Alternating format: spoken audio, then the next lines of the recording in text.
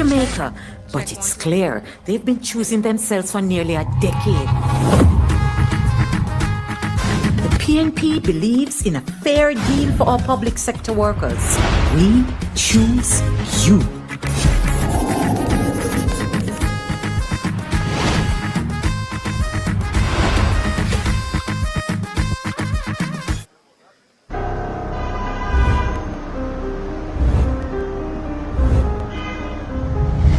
Jamaica's public health system is broken. Every week we hear the horror stories. Long waiting times, no beds, basic equipment not working. Hospitals and clinics are in crisis. While this government cuts ribbons, Jamaicans are being left to suffer in overcrowded, under-resourced facilities like this one. The next PNP government will change this. We're going to shift focus. We want to prioritize actual care for people when they're sick, not these mega projects with huge cost overruns and that can't finish years after they start. Refurbishing every operating theatre, creating urgent care centres island-wide so people stop waiting days for help on benches or floors. We're going to launch national screening programs to target the biggest killers of our people: cancer, hypertension, which is pressure, diabetes, which is sugar. We want to catch them early so that people's lives can be saved. We will make the investments to ensure that every parish has the equipment it needs to deliver the services required by the people. And stop the outsourcing racket that leaves patients with nothing but bills and delays. And we will support our healthcare workers, not just with words, but with housing, with training opportunities, and with respect. This is not about PR, it's about saving actual people's lives. Next PNP government will deliver proper, decent healthcare for the people of Jamaica. Time comes.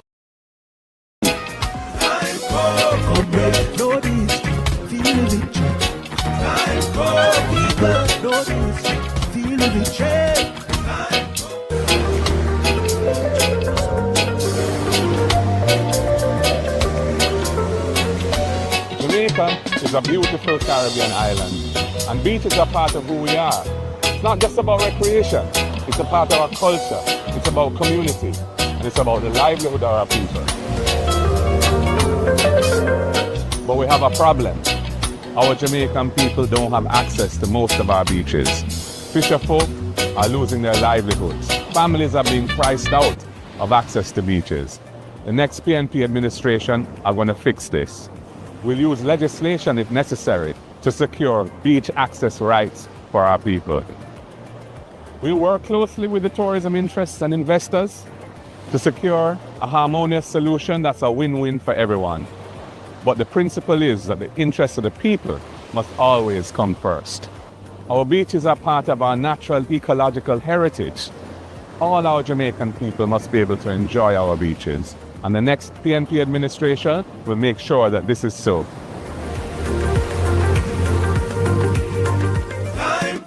Comrades, know this, feel the victory.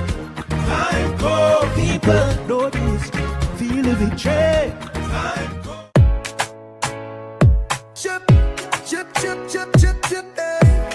Chip, chip, chip. Call the election now.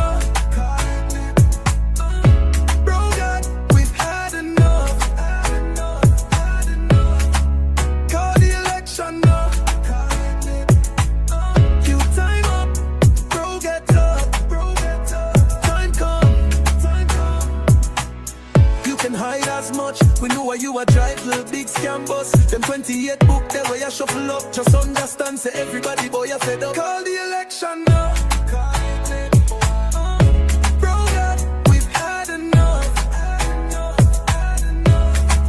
Call the election now. You time up. Bro, get up. Time come. Before you work, you're busy hustle instead. While the hospitals not no bed, you take with for fools and I tell pure lies, bro, we know you compromise. Call the election now. Bro, God, we've had enough. Call the election now.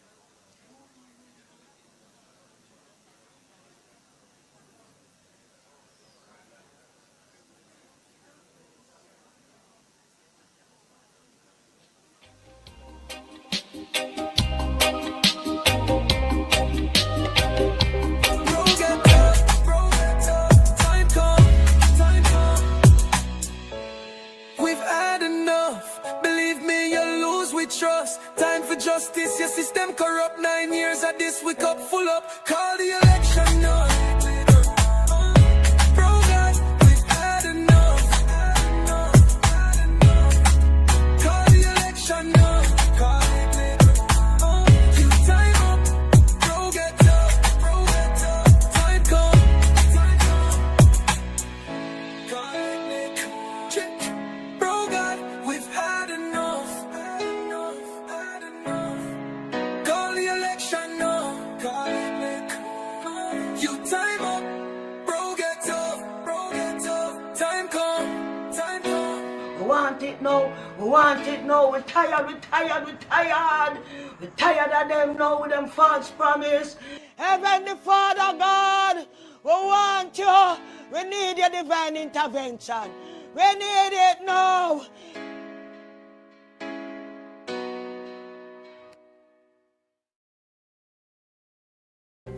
Crime and safety. Your future depends on the right measures for crime being put in place. And I think you're mature and smart enough to realize it's not just about police and soldiers patrolling the streets. It has to start with healing ourselves and our communities and giving our at-risk youth a second chance to become productive citizens. Many of you will know a young person that the education system failed, who, if he or she had that second chance through mentorship, training, remedial education, and job placement, could become a positive contributor to our society instead of chopping and pushing badness. Time come to use your vote to change that. Find out everything you need to know about voting at markgoldingja.com/vote. Remember, get out and vote. Your voice, your vote, your choice.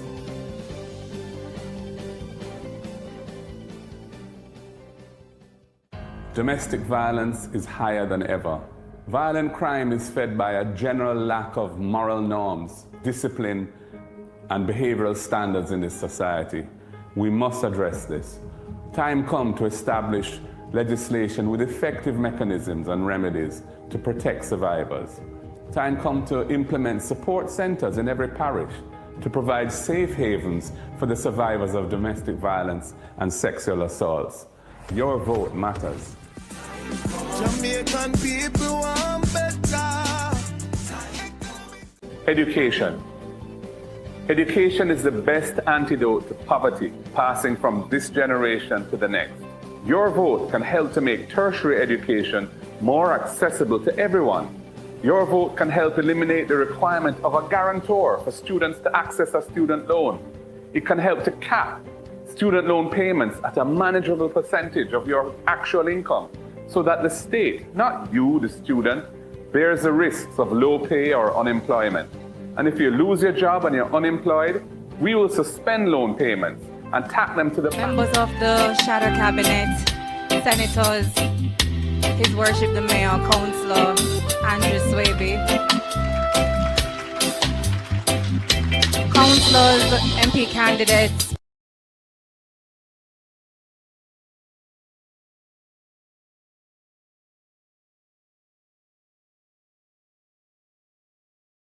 of the audience, citizen groups, guests, online viewers, good evening. Now, because this is going to be a responsive session, I'm tasked with ensuring that you are revved up for your segment. So once again, good evening. Okay, that sounds better.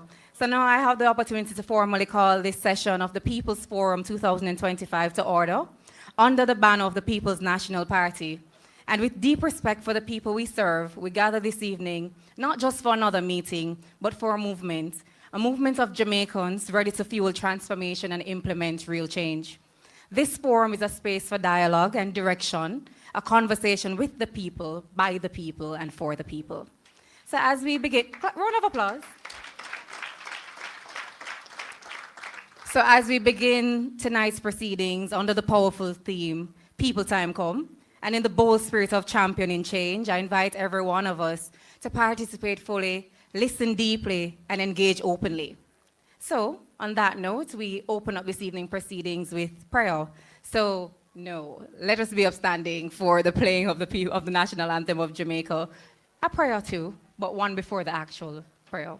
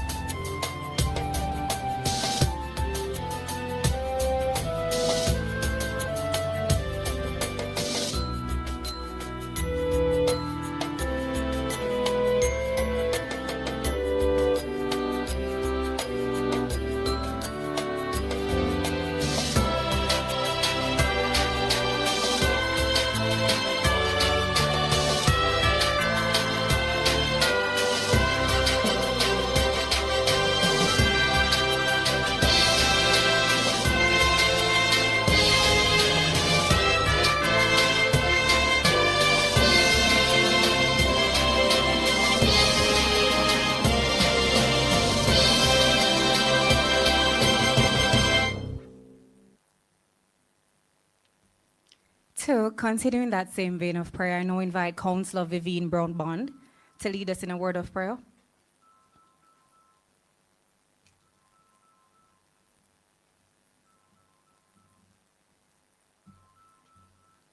It's the name of the Lord. Bow your heads. Hallelujah. Hallelujah. Father, we bless your name. We honor you. We worship you. We bow down before you. Angels bow before you. Heaven and earth adore you. What a mighty God you are. Father, this evening, Almighty God, we invoke your presence right now, Lord. Because, Lord, nothing we do without you. In you we live, move, and have our very being. And as we enter this meeting, Almighty God, we pray, Almighty God, you will bless each and every one of us. Oh God, we ask for wisdom, knowledge, and understanding. I pray this evening, Almighty God, that you will bless our next Prime Minister in waiting, Comrade Mark Jefferson Golden, without a shadow of doubt. Almighty God, we know, Almighty God, that you will lead us in the right path. I pray, Almighty God, you'll bless the Gensec. Oh God, I pray that you'll cover our mayor with a special blood from the very crown of his head to the very sole of his feet. Oh God, I pray that we'll touch every MPs, every candidate in waiting, councillors. Lord, if I forget anyone because of human nature, and human tends to forget, I pray that you'll cover each and every one of us here today. Cover us one more time under your blood. If it's not a time that Jamaica land need you, is now. So, Father God, we ask you, ride in, Emmanuel. Ride in. We come against every plan of your old adversary. We bind down every principalities and power. Oh God, we shake the unshakable. We move the unmovable. We stop the unstoppable because you are God. God, I pray that you will continue to bless us as we tell you thanks. In Jesus' name we pray. Amen. Well, I'm happy that the amen was stronger than the good evening, but I will take it. So once again, I'm Councillor Waynette Nelson. I also serve as the Junior Shadow Minister on Local Government. It is a privilege to open this evening's People's Forum 2025. It's the third staging, and as I had mentioned before, and let me just double check that you're paying attention. Under the theme?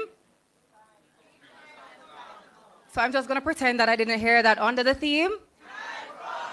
Okay. So this forum, it's not just an event, it's a commitment to ensure that national planning and public policy are informed by the realities, the ideas, and aspirations of the people they are designed to serve. We are especially honored this evening by the President of the People's National Party, the Honorable Mr. Mark Golding. His leadership continues to emphasize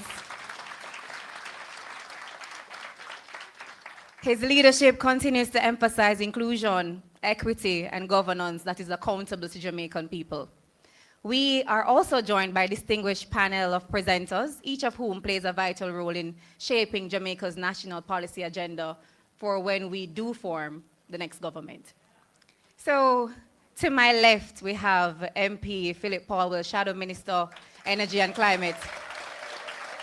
He promises an electrifying presentation about energy and climate, no pun intended. We already introduced our party leader and president. So to his left, we have Dr. Deborah Hickling Gordon, Shadow Minister on Culture and Creative Enterprise, and she's going to be speaking to us today on the 5 Gs of the Cultural Economic Strategy. And he needs no introduction, but I'll introduce him nonetheless, is Dr. Haughton, Shadow Minister on Science, Technology, Innovation, and Entrepreneurship. So each speaker brings a wealth of knowledge, but more importantly, they're here to listen. Because this forum is not only about what's coming next, it's about what matters most to you.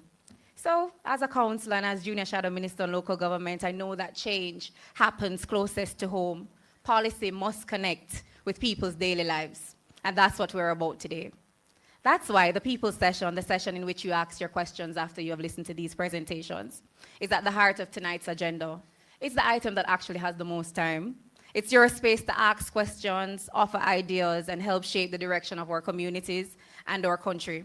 So I encourage you to take part fully, because when we speak together, plan together, and act together, People Time Come becomes not just a theme, but it becomes a turning point. Thank you for your presence again, your insight, and your belief that democracy works best when the people lead. So I encourage you to participate and enjoy the evening. So, on that note, you can applaud it. You can applaud if you want. So please join me in receiving the chairman for Region 3 and Deputy Spokesperson on Health and Wellness. He needs no introduction either, but if you want to guess, you can just go ahead. He's Councillor Dennis Gordon, parliamentary candidate for East Central St. Andrew.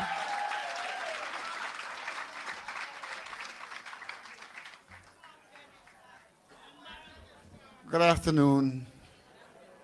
She's from the great constituency of East Central. we produce them like that. My task is really to welcome you to the forum. It's the People's Forum, which is your forum. And this evening we'll have robust discussion on various areas as how we intend to govern when next we form government. I especially want to say to the Prime Minister and Waynette that next time we want a bigger venue for persons. So again, I don't want to say comrade to offend anyone because it's a public forum. But please forgive me to say comrades, welcome. Welcome, welcome. And I urge you to participate. I urge you to listen so you can have a greater appreciation for what we intend to do when next we form government. God bless you. It's always about love.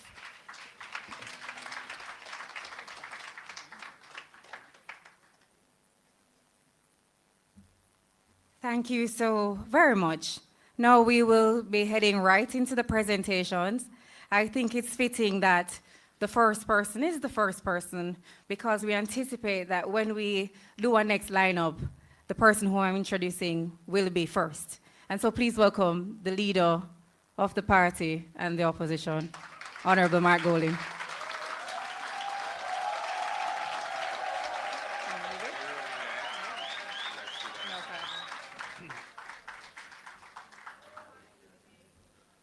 Thank you very much, Councillor Waynette, Strachan Nelson.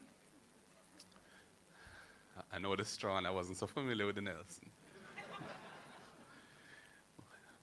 She's doing so well, though, as our Master of Ceremonies. Yeah, man. Definitely taking it to another level. My colleagues on the platform, ladies and gentlemen, comrades all, it's indeed a pleasure for us to host our fourth in this series of town halls in which we manifest our commitment to the principle of participatory democracy. We value the input, the dialogue, consultation that a forum like this provides for people who are interested in matters of development and matters affecting our beloved island of Jamaica. We are coming together at a time when there are reasons to think that our democracy is under threat. We see manifestations of the arrogance of power concentrated in those who hold it for its own sake. Remarks like, there's no need for an opposition, coming out of the head of government of the country. The idea that they will never surrender Jamaica to the PNP. A repeated comment, actually, by a senior member of the government, a cabinet minister. And then the institutional attacks that are undermining the fabric, the architecture of accountability that has been constructed since independence and was strengthened under the last People's National Party administration when we developed the Integrity Commission legislation and brought it to Parliament. And we see where there have been efforts over the last 2 years to dismantle it or neuter it, undermine its efficacy and its powers. And in the context of the incomplete investigation of the Prime Minister's own personal financial affairs and the whole question of the potential offense of illicit enrichment, where we have seen the appointment of somebody not qualified and somebody who has clearly manifested bias in favor of the Prime Minister in the very matter which the FID, which he has been appointed now to head, has to investigate, is tasked with investigating.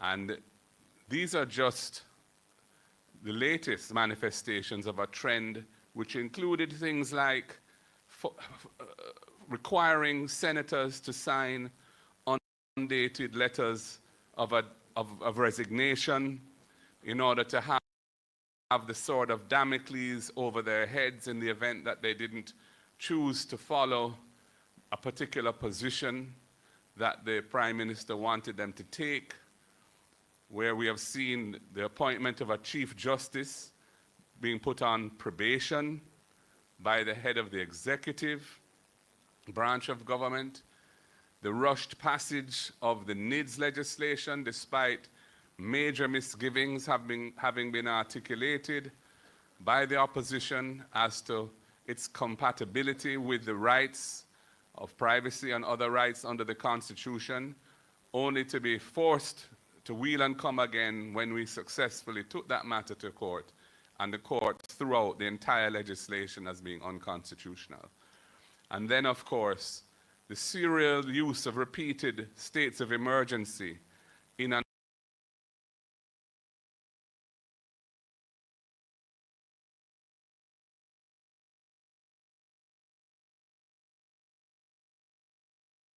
unprecedented fashion over a period of 6 or 7 years, with over 25 states of emergency declared during that period, again ruled by the Constitutional Court to have been an unconstitutional use of that power and a violation of the Constitution. So what is on the ballot in this upcoming election includes the very democracy, the very freedoms, the very constitutional order that has underpinned our way of life, our politics in this country. And we need to rescue Jamaica from those who are manifesting a capacity and intent to render it asunder. In addition to that, we are committed to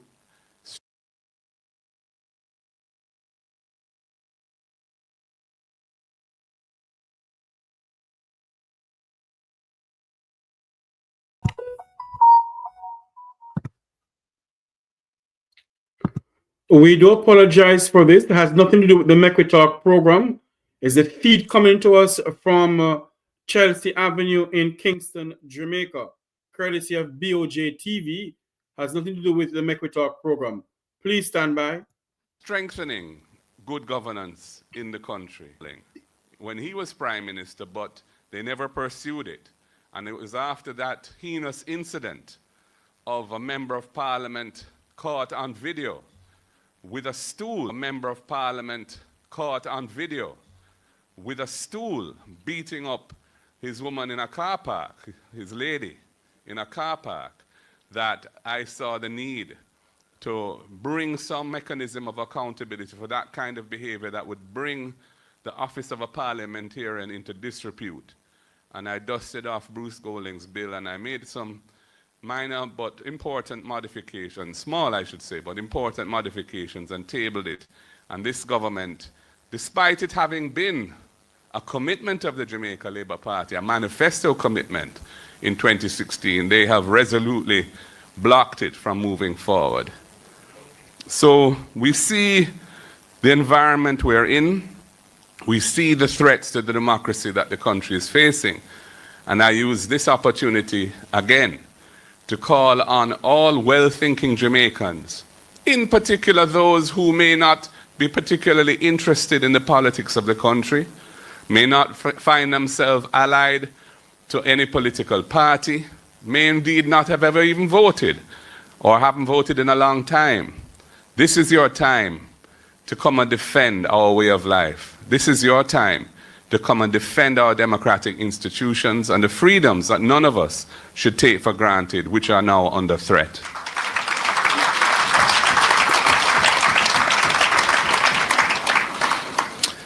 I wanted to just touch on a few of our policy and programmatic commitments that we will be pursuing when we form government, which by all accounts will be soon rather than later.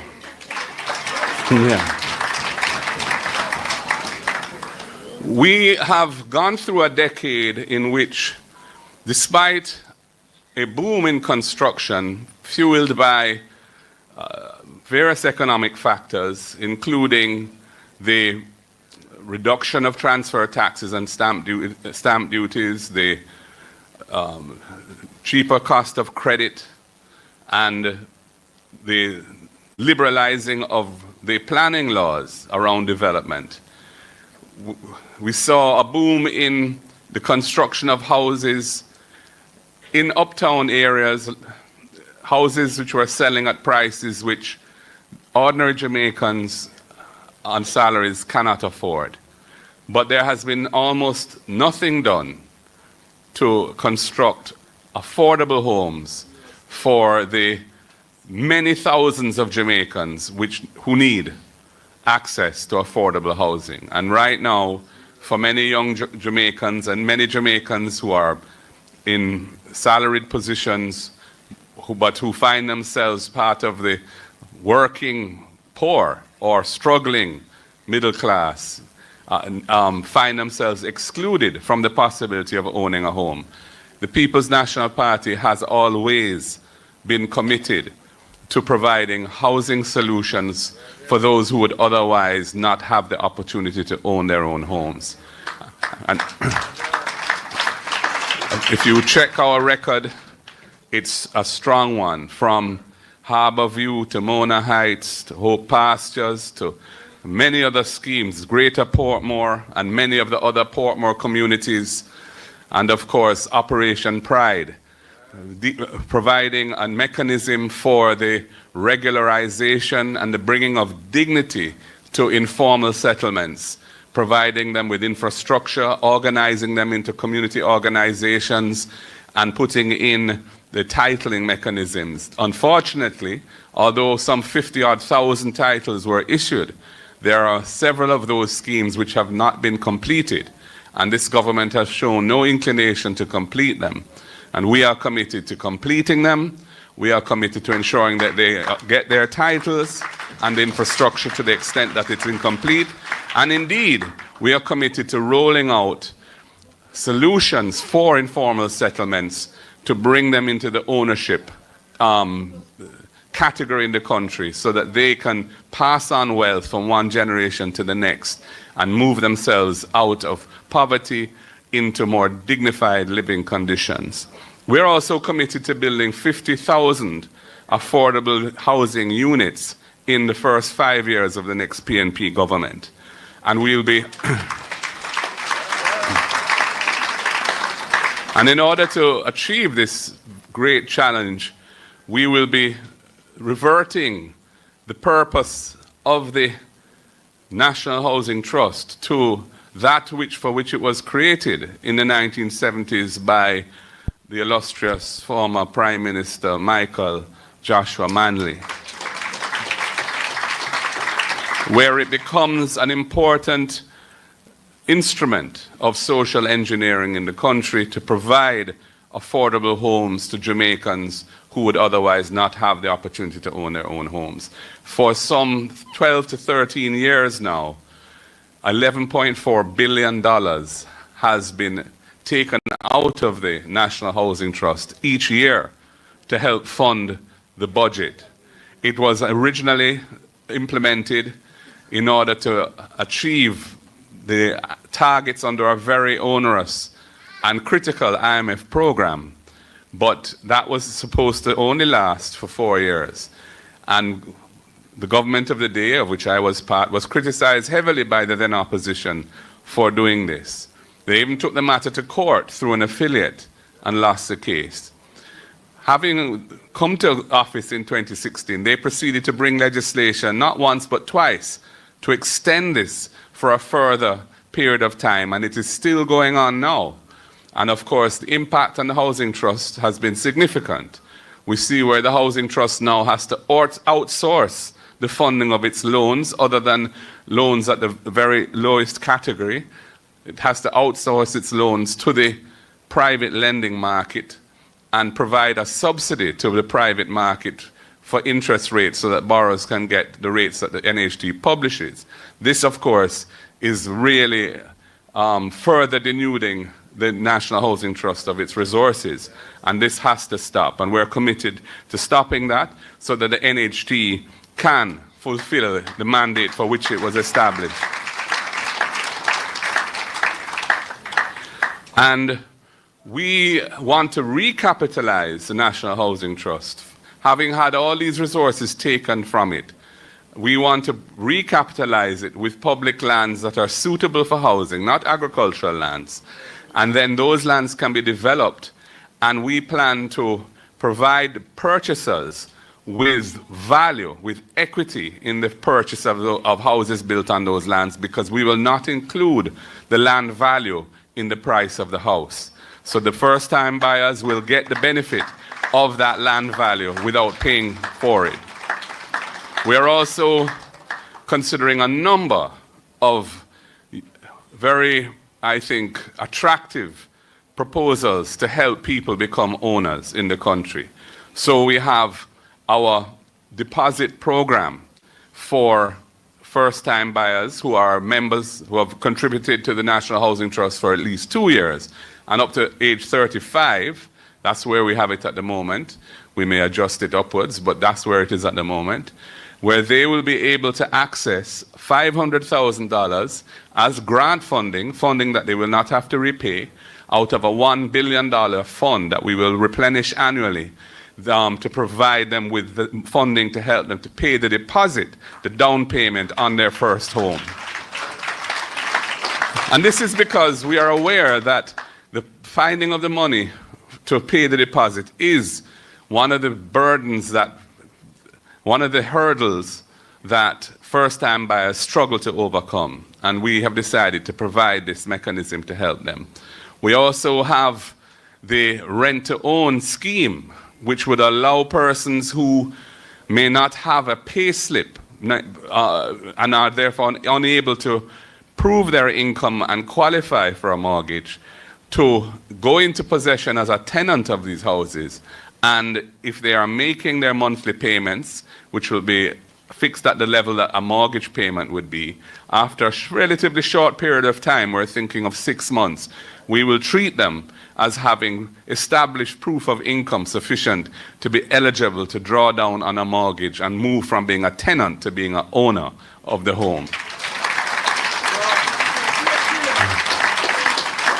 And this will benefit all sorts of persons who are informally employed, self-employed, or employed in firms that are not well established and don't have the administrative arrangements to generate a pay slip for them. So these are some of the things that we want to do. We want to have a program called the Porsche program, which is really looking at inner city communities and ensuring that communities, not just in the inner cities, but across the island, which have conditions which are not in keeping with modern dignified living, we're going to look at improving them. Things like removing zinc fences, putting in adequate street lighting, proper sidewalks, especially for persons with disabilities, and so on, in honor of our much loved former Prime Minister and party leader, Portia Lucretia Simpson Miller. In the area of healthcare, there is a crisis in the country. The Minister of Health is very skillful at public relations, but when you look at the actual conditions that our people face when they have to seek medical care in the public health system, the situation is quite deplorable. There are the long waiting times to be admitted to a bed for persons who are sick and need to be given a bed, where they have to be sitting in a corridor on a bench or in a chair for long periods of time. It's untenable. And then the machinery and equipment at the public hospitals is often not working because it's not been properly maintained. And we have operating theaters which are closed for things like mold, or because, air conditioning units are not working or elevators are not working. All of the basics that are required to be looked at after and attended to, so that the ordinary Jamaican people who rely on the public health system have access to decent health care in conditions consistent with their integrity as Jamaican citizens. We intend to restore those and make those things back where they should be. We want to have a system of urgent care centers to ease the accident and emergency overcrowding in the major public hospitals, and have an island-wide system of urgent care centers where cases of trauma, injury, or stroke can get immediate attention to stabilize the patient, and then the patient can be moved to a proper hospital environment when their life is no longer in danger. And this will save lives.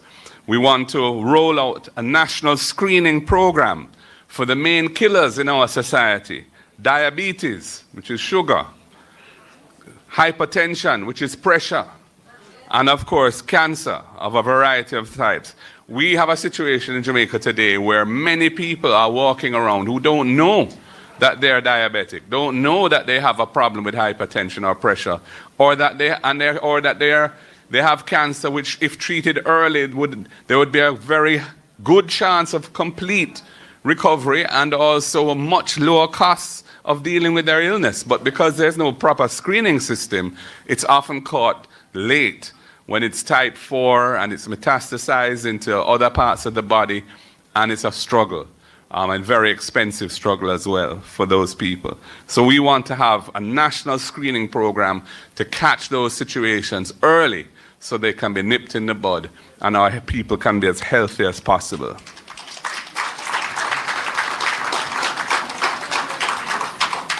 As it said here, healthcare is not a photo op. It's a promise, and we will deliver. Yeah.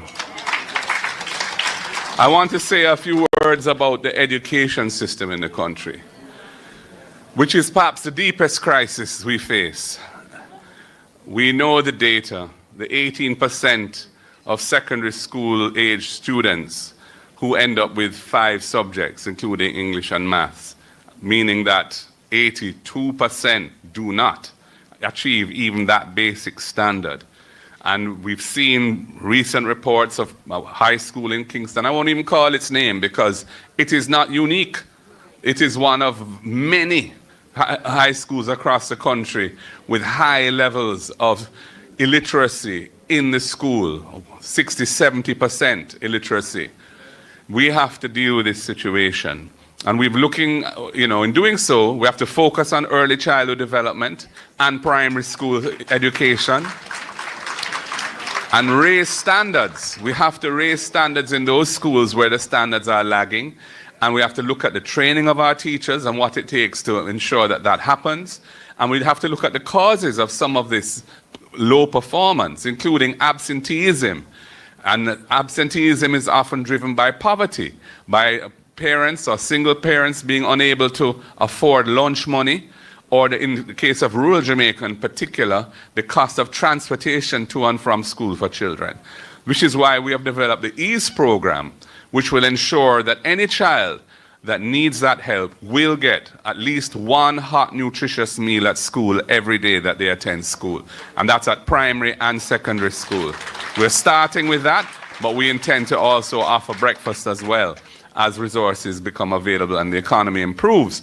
And in terms of rural transportation for schoolers, we have the RIDE program where we're starting with a subsidy to subsidize transportation costs for students for up to 20,000 households initially, and we intend to move that number up dramatically as the economy allows us to pay for it. We also want to tackle intergenerational poverty by making it easier for students from lower-income families to attend college or university. One aspect of that is reforming the Student Loan Bureau so that some of the fear that people have in borrowing money to invest in their education can be eliminated. We do not think that the risk of poor economic conditions and a poor job market should be borne by our students. The state must bear that risk because it's our responsibility for delivering a strong economy. So if we intend to change the loan terms for student loan borrowers to cap their monthly payment at an affordable percentage of their actual income. And to the extent that they go through a period where they're not working and are unable to pay, they will have their payment obligations will be suspended without any penalties attached and tacked to the back end of their loan so that their credit is not damaged and they can rest assured that once they're back on their feet and resume paying, they will be okay. We also intend to have remove taxes from digital devices for students and teachers, whether it be tablets or laptops, because we do not see why the government should be charging tax on these fundamental tools for learning in the country. And then we have the First in Family program. And the First in Family program is designed to tackle intergenerational poverty by saying that if you are the first person from your family to have qualified and seeking to attend university or college, any tertiary institution, the PNP government will give you a full scholarship so that you can attend and complete your tertiary education. And our idea there is that that student coming from that family will help to raise the standards, the conditions, the prospects of their loved ones and their family, and reduce the risk of poverty transcending from one generation to the next. Education is the antidote to poverty. And we want to encourage our teachers to stay in the Jamaican classrooms. And yes, salaries are an important component of that. And, we intend to tackle that as best we can, given the fiscal realities. But there are other things that we want to do to show our respect and honor our teachers. We want to, for example, have special arrangements where they are given priority when it comes to housing developed by any public sector agencies such as the NHT. We want to also provide them with free internet access by having a bulk arrangement for teachers that we will negotiate with an internet service provider.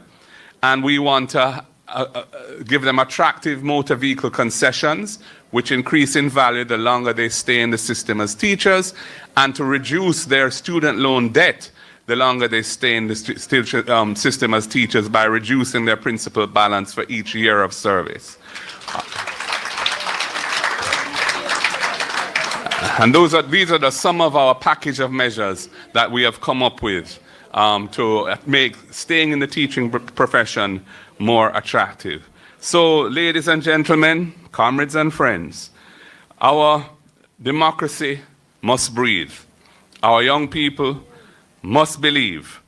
Our families must be able to live, work, and dream in Jamaica again. We are not here to beg for power. We are here to restore the balance, to put people before politics, and to say Jamaica deserves better. We are here to rescue Jamaica. Time come.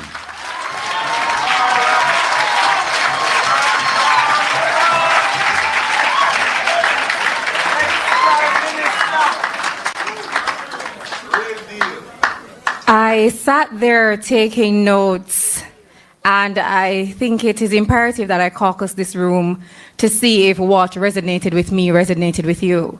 So I have a simple instruction. So I'm going to tell you what resonated with me, and you can respond with championing change if it resonated with you. Cool? So our leader just presented on housing solutions. 50,000 affordable housing units. Your response is championing change. We spoke about recapitalizing the NHT, and 1 second, you're early. And reverting the NHT back to its original mandate. The People's National Party is? He spoke about the rent-to-own program for the informally employed and otherwise unable to do so. The People's National Party. He spoke about health and education. The People's National Party. So you have just heard a powerful reminder that what's at stake here is bigger than any one person or party. Because what's on the ballot is the future of Jamaica. So please give a round of applause to our leader of the opposition and party president. So I have the pleasure of welcoming Dr. Andre Haughton, our next presenter, who told me that he'll be speaking on technology and its role in macroeconomic development. Now, what I've always admired about Dr. Haughton, because he was at UU and I was as a lecturer, is his ability to break down these big, intimidating terms so that regular people like me, you and I, can understand. And so please make welcome Dr. Andre Haughton, Shadow Minister, Science, Technology, Innovation and Entrepreneurship. Thank you so much, Waynette, for that introduction. Comrades on the platform, comrade leader, my other colleagues, PNP at heart,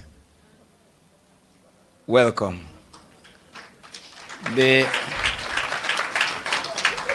Before I get into technology, I just want you to know that we won the court case where my posters are concerned. And they are now going back up. So we're looking good. The People's National Party, we have some really good lawyers. And we know the law. And we don't intend to be bullied by small-minded people.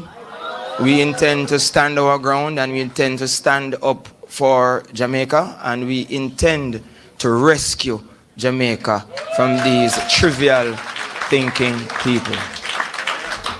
Comrades, we are in grave danger as a nation. And I say so because when you look at how our economy has been managed, especially over the last 9-10 years, you recognize that there has not been a focus on doing what is necessary to improve the lives of the average Jamaican. We have seen where our unemployment rate, as reported by the Statistical Institute of Jamaica, is one of the lowest that we've seen in many decades. It's about 4-point-something%. As economists, when we compare this unemployment rate to the national and the natural rate of unemployment for Jamaica, it is below that natural accelerating inflationary rate. And what do we mean? The unemployment rate is very low. However, if you scrutinize the numbers, you would realize that gross domestic product, which is GDP, the amount of people being employed on an annual basis, has increased, but the amount of goods that we're producing has remained the same. Now, in economics, we differentiate between what we call the intensive and the extensive margin. The extensive margin is when you hire more people and these people produce more goods. The intensive margin is when you use the existing amount of people to produce more goods. Now, Jamaica has exhausted what we call the extensive margin because, as you realize, most of the people are employed. And if most of the people are employed and we are still producing the same, it means that we cannot add more people to the production process through the extensive margin. Now, what this means is that we need the people who are currently working to produce more via the intensive margin. And this intensive margin is considered to be an increase in your productivity that increases your output. And the number one factor that contributes to the increase in the extensive margin is technology. When you look at the Asian tigers, you look at countries like China, you look at countries like South Korea, whose GDP back in 1950s was $158 per person. Today, South Korea's GDP per capita is over $34,000 per person. And how were they able to accomplish this? You look at Singapore, it tells a similar story. A country being dissected from their motherland, the Philippines, and they themselves had to make some really important choices to improve the lives of their people. Among those choices was one, they made a pledge to retain the youngest and the brightest. And not only to retain them, but to attract outsiders who are young and bright to contribute to the development of that country. Today, Singapore boasts one of the most technologically advanced economies in the world. And sometimes when we juxtapose the Jamaican scenario with Singapore, it sounds cliche. However, if you recognize that both of us have the same potential, and Jamaican people also has the ability that has been displayed by a lot of these Asian people. But guess what happens? Young people in Jamaica feel disenfranchised from the productive process. Many of us believe that our voices are not being heard in the right places, and even if our voices are heard in the right places, we are not being given the ability to contribute our expertise and skill in a willful manner towards the holistic advancement of the particular industries in which we work. And as a result, many of us find it easier to get employment abroad, take a flight, go to the United States, we get 4 times the amount of income, we get more appreciation for the effort that we put in, and our abilities are better compensated and accepted. But today, I stand here to say to you that this People's National Party government has recognized that. And I am a symbol of how the People's National Party has entrusted their real understanding and their understanding of who we are, and entrusted responsibility on our young people. You have myself, you have young Waynette here, you have young Senator Gabriel Morris, and a host of other young people that the PNP has given voice in this political movement and has empowered us with the ability to say that, yes, young people, there is a place for you in Jamaica.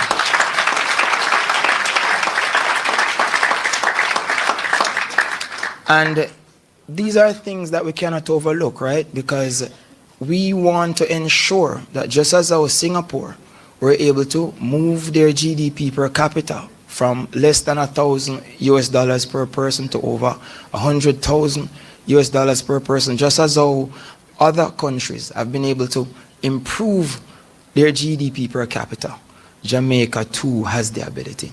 Our current GDP per capita stands at about $7,000 per person per annum. In order for us to achieve our Vision 2030 goals, we need our GDP per capita to move from that 7,000 per person to at least 13,000 per person, which means that 7 plus 7, 14, right? So we need GDP per capita to practically double in less than 6 years.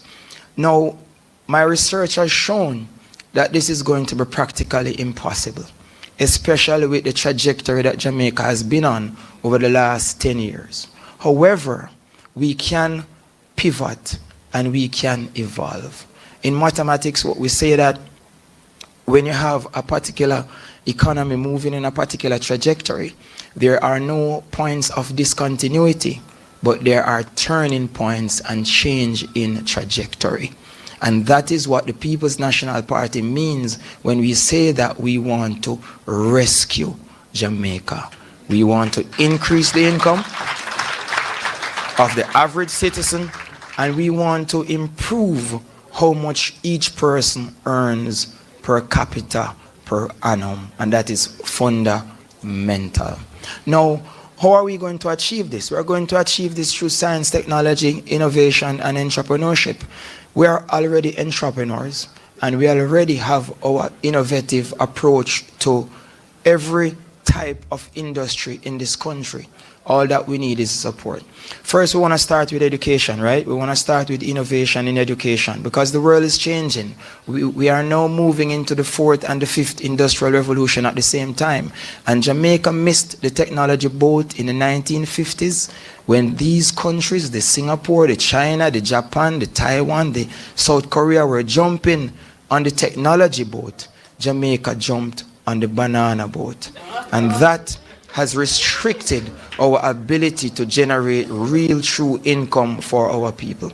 And we've said it many times, Singapore and Jamaica export a container of chips. The value of Singapore's container of chips, $100 million. It's the same container, right? The value of Singapore's container of chips, $100 million. The value of Jamaica's container of chips, a measly $50,000. The difference here is that Singapore exported a container of microchips while Jamaica exported a container of banana chips. And we have to, as a country, evolve from the banana chips mentality, something that we economists refer to as the plantation economy. It's just a different figure of speech. It's just a different way of articulating the same point. But we must now begin to appreciate the ambition of our people. And what we're seeing is that the government boasts so much about low unemployment is that they really don't get the picture of the ambition that dwells within each Jamaican and what is it that we want for ourselves, our communities, our towns and cities, and by far our country. So when they talk about minimum wage and they speak about increasing it from $15,000 per week to $16,000 per week, that's $100 per week. That's $400 per month. 12 4 is 48. Oh my God, if you're working minimum wage, it means that you're working about $5,000 per year. And it sounds a bit trivial, doesn't it? hard-working Jamaicans, well-thinking Jamaicans, Jamaicans with ambition to be their best selves, are restricted to the idea of minimum wage. This PNP government has recognized that minimum wage cannot take us far, that exhausting the extensive margin and employing our people for twopence, a certain name? Twopence? Employing our people for twopence is a 1960s, 1860s, 1760s type of mentality. The world is now using the Internet of Things, using the fourth and the fifth industrial revolution to create what we call unicorns. Unicorns are companies that make over $1 billion in no time.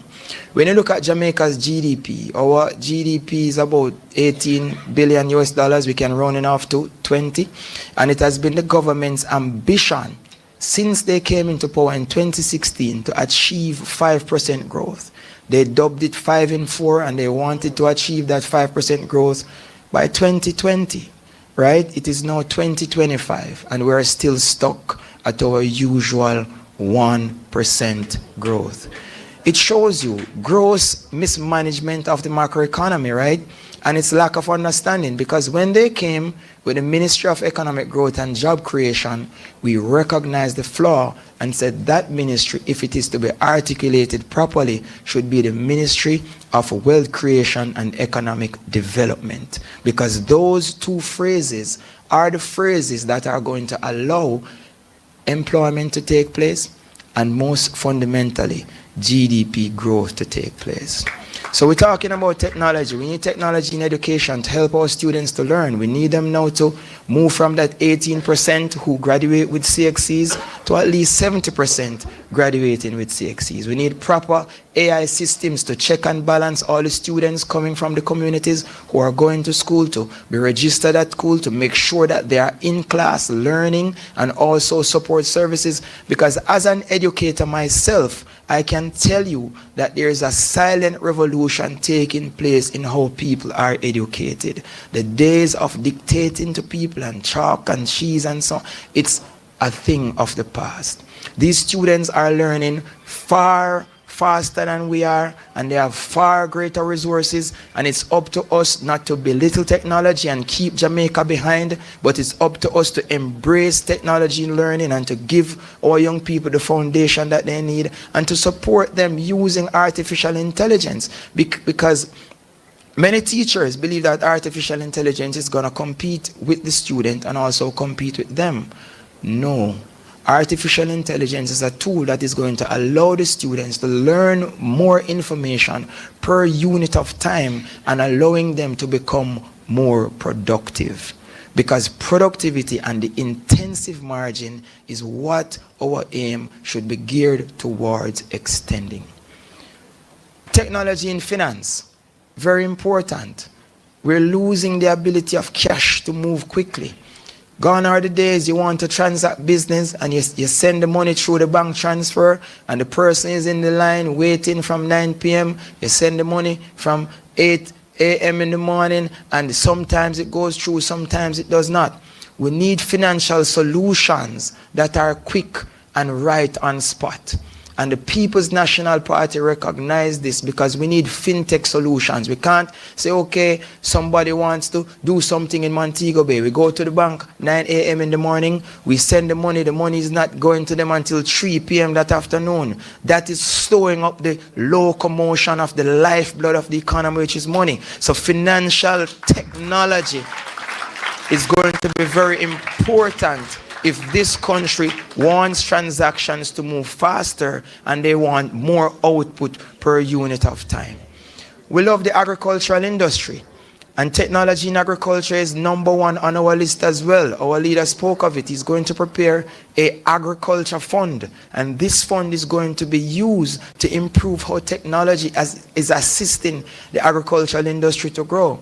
Jamaica agricultural industry depends on Water, it depends on the inputs, right? And it faces challenges. Drought sometime, flood sometime. Prices are high in July, prices are high in December. Prices high in July because of drought, prices high in December because of flood rains that damage the crops. We need now these micro dams that Michael Manley spoke about. They are relevant in the 1970s and they are now relevant in 2025 with the infusion of smart technology that will track and monitor how water is distributed to these crops. That will allow us to grow more crops per unit of time, allow us to grow more crops per space, because technology has assisted many countries around the world to improve their agricultural output, and technology will allow Jamaica to improve its agricultural output. Fundamental. Technology in healthcare. One of my uncles died yesterday. He went to the Cornwall Regional Hospital. He was healthy on Sunday. All of us eat Sunday dinner, all a good time. Yesterday morning, him say him chest a tighten up, and him go Cornwall Regional Hospital, and by 8 p.m. him dead. This is very disheartening to me. I'm standing here in front of you with tears in the back of my eyes, because the healthcare system, and we cannot reiterate how this government is PRing their way through the healthcare system while innocent Jamaicans are dying left, right, and center. And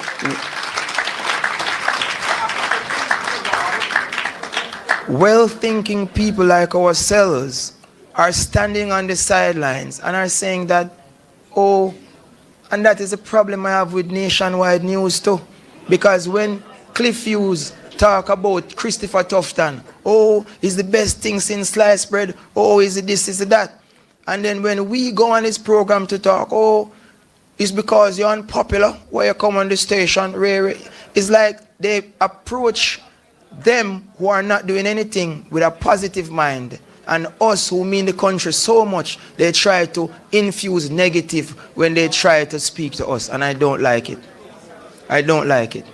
And that is the problem that we've had with a lot of these people who are not fair in how they go about discussing the business of the country. And those are the things that have held Jamaica back, and it will continue to hold us back if we don't hold these people accountable with their biased utterances. Comrades, technology is important to every single industry. And what we have done thus far is to map out all the industries and how technology can help them to grow. We have to develop a spatial plan that looks at all the industries in every parish. And as I said to you before, if we have a GDP of $20 billion, all it takes for it to increase by 5% is to grow it by $1 billion per year. The same billion of which we speak. And we have the plans. If we have 14 parish, it means that we only need, say, less than 100 billion per parish in order for us to grow by that 5%. Westmoreland alone, when we improve and increase the ability for us to earn from nutraceutical products, from pharmaceutical products, and we create the industry, Westmoreland alone will give us the ability to grow by 5%, let alone the other parishes. Believe in the People's National Party plans, believe in our ability to articulate our plans and to infuse our plans, and believe in your own potential, because the People's National Party is here to provide the resources that would catapult you and your family, not just to get jobs, not just to become a part of the working poor, but for you to elevate from the lower class to the middle class, and from the middle class to the upper class. Have a wonderful evening, everyone. Lots of blessings, and keep positive every time.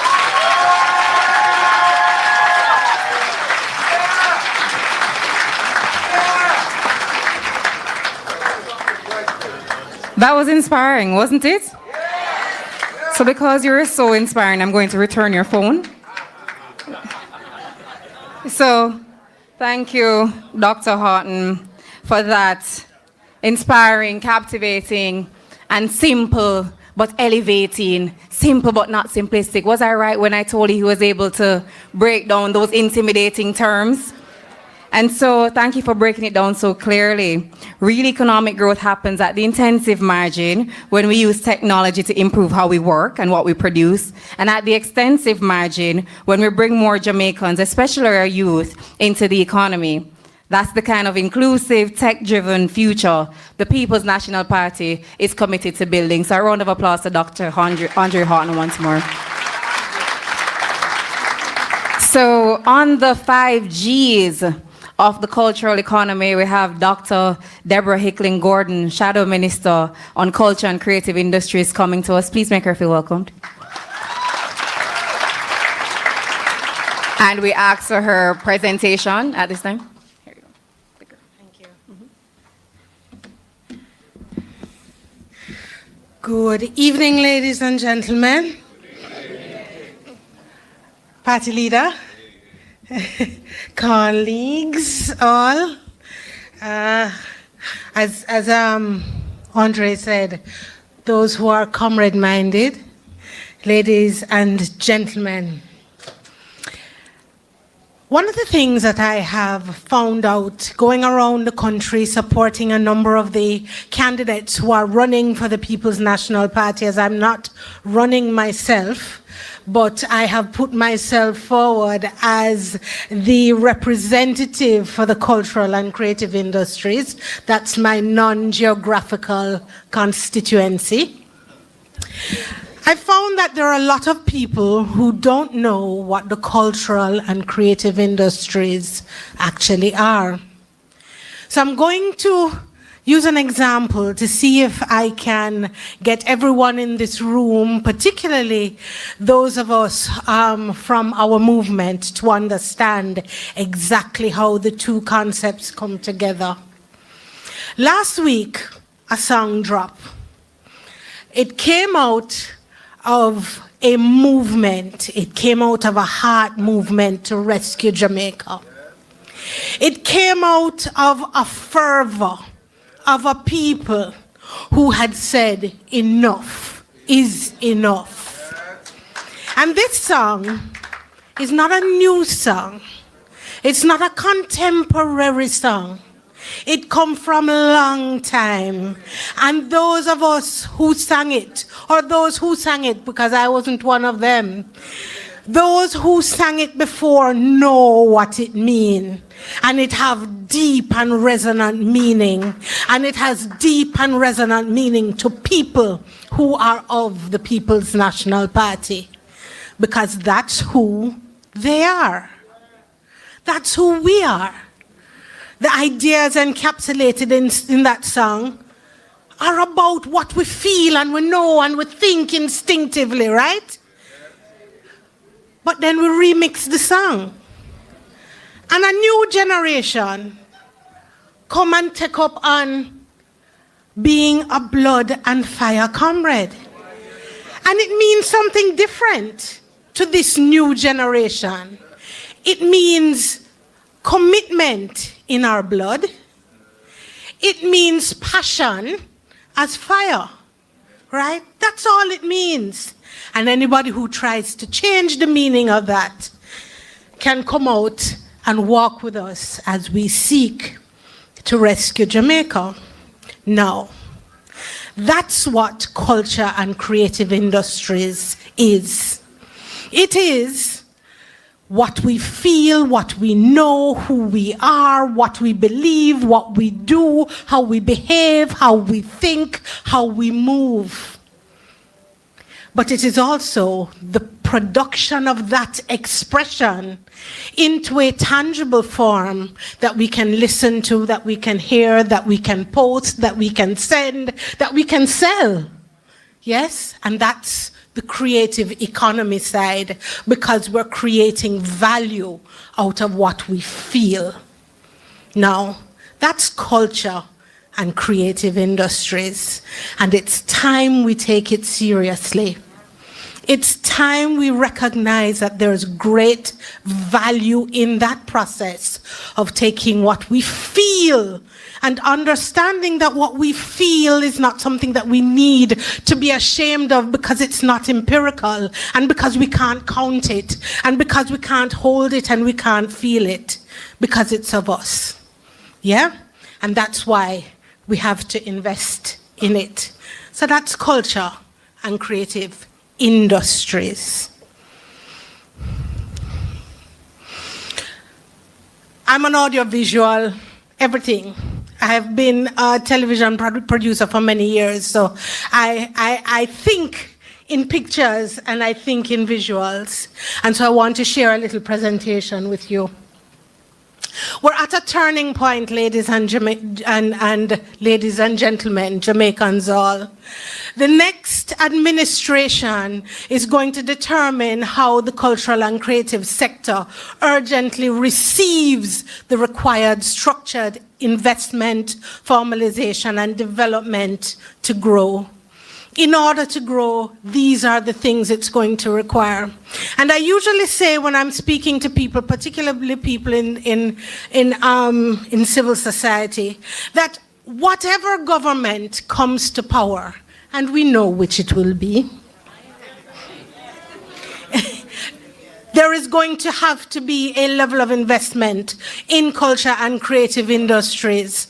And we're going to have to grasp it and be clear about that. And so we have to understand what that means.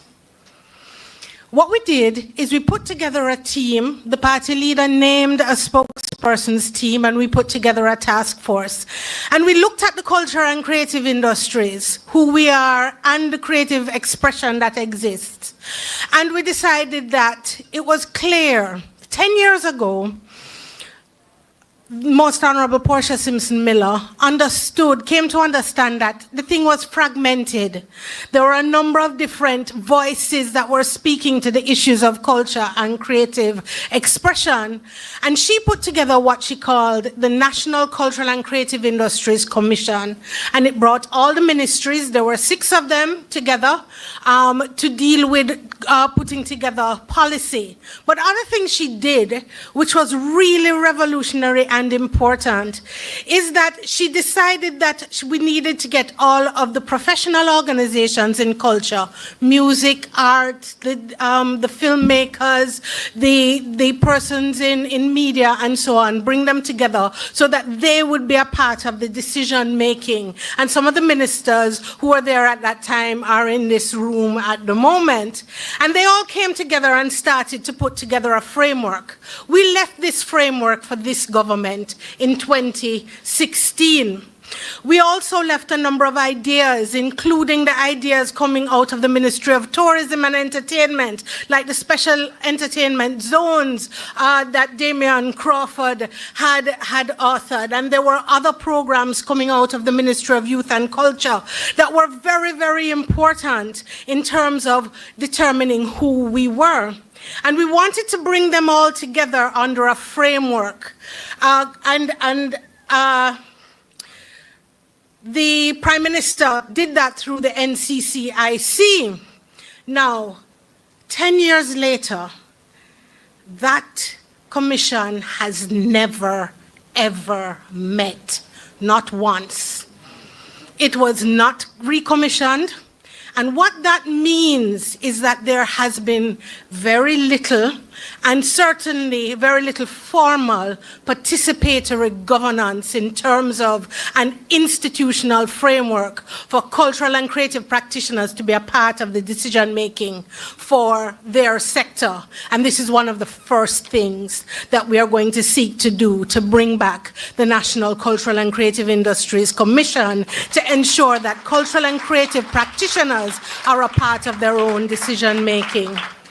Now, this team that was put together, we started to look at what Comrade Julian Robinson spoke to us about in terms of the sustainable growth strategy, education, energy, emerging industries, and efficiency. And most of us are represented here today. Emerging industries would include technology and the cultural and creative industries. So we took that on, and we took on the party leader's notion of what he meant when he said he wanted to see change, and we started to look at the cultural and creative industries.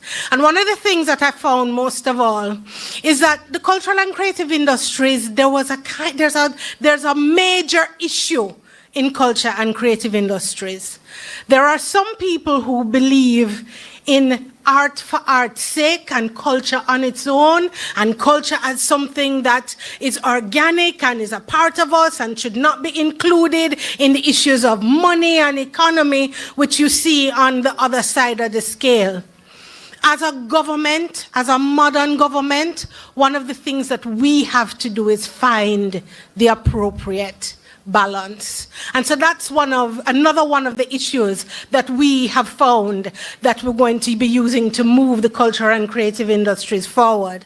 Because we can't neglect the notion that we're in a situation where we have to be growing our economy. And in growing our economy, we have to diversify our economy. And that simply means, as Andre said, we need to be finding new ways to be able to grow our economy, and the cultural and creative industries is one of those. Why?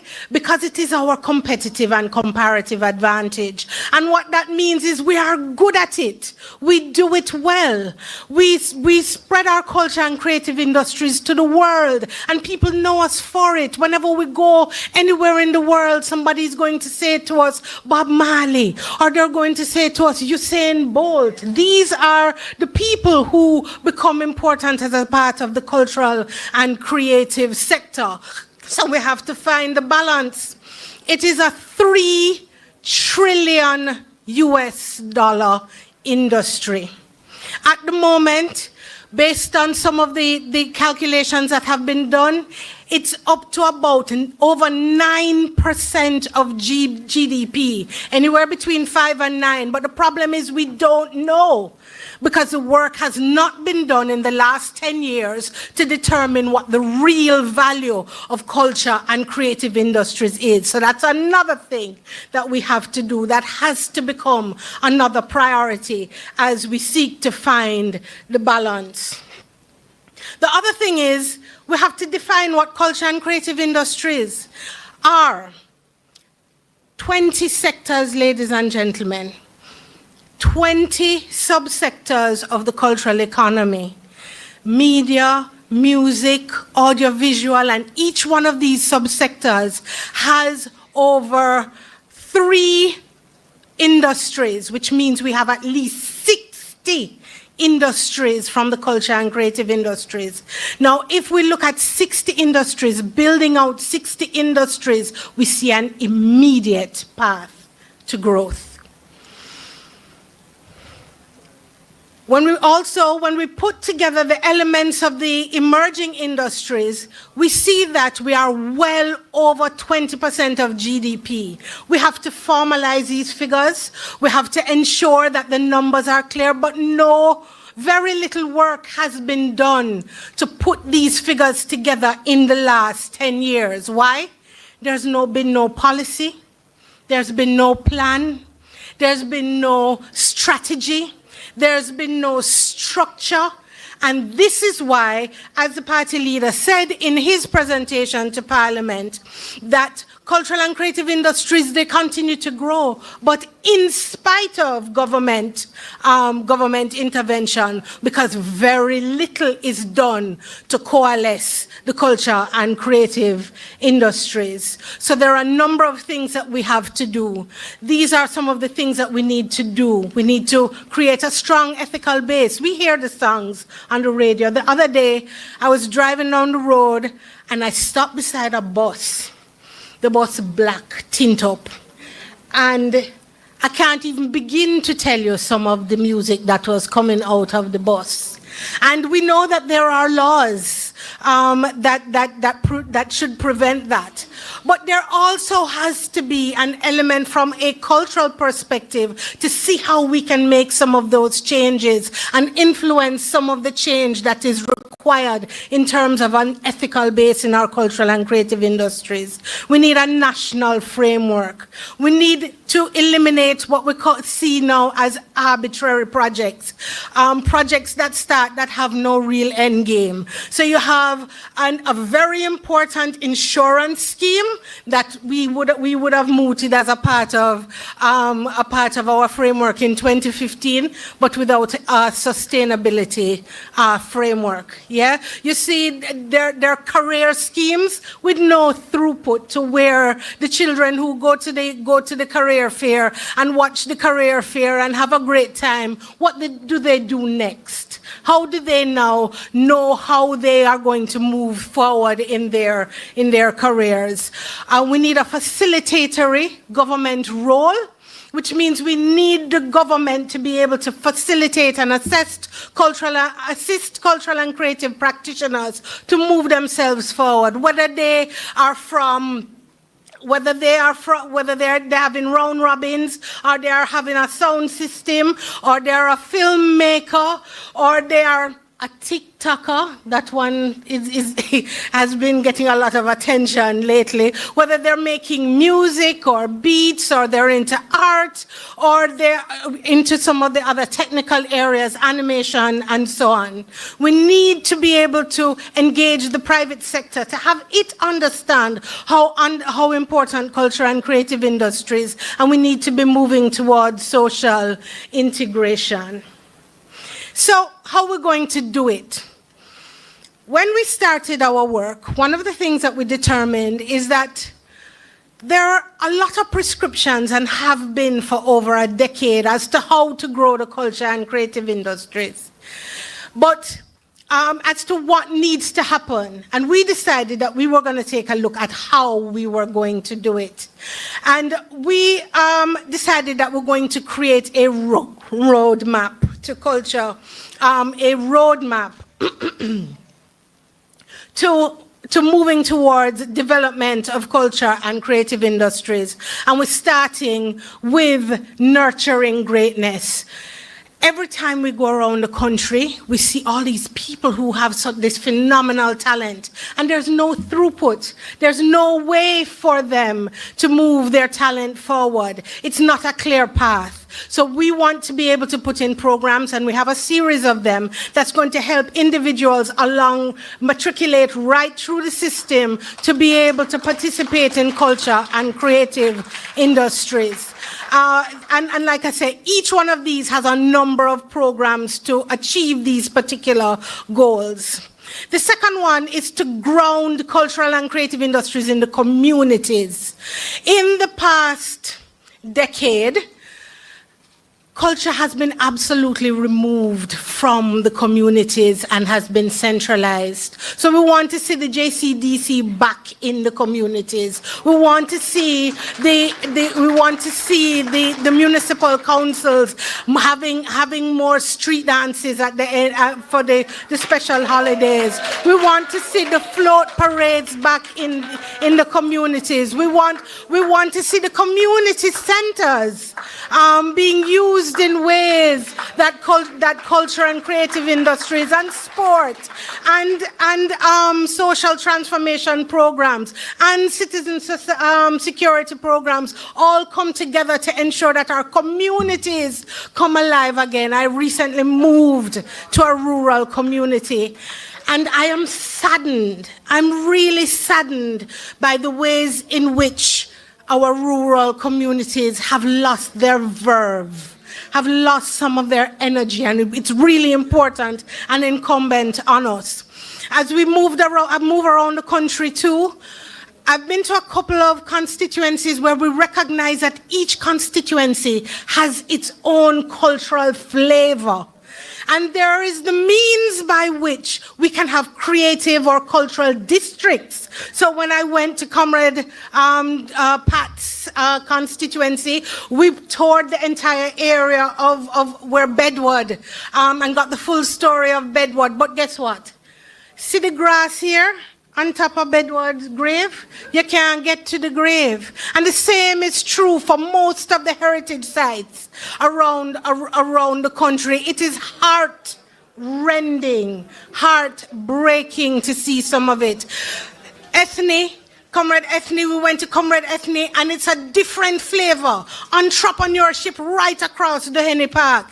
On one corner you have a museum, on another corner you have a bar, on another corner you have a place where it's really a dust bowl at the moment. But we sat and we spoke about it. Why we can't have a creative district in the Henny Park where you leave the museum and go to the bar, and then there's a performance at the over where is now a dust bowl? Why can't we be using these spaces in order to create wealth and to create value for people within communities? So that's the second one, and that's the one I'm really most passionate about in terms of materializing.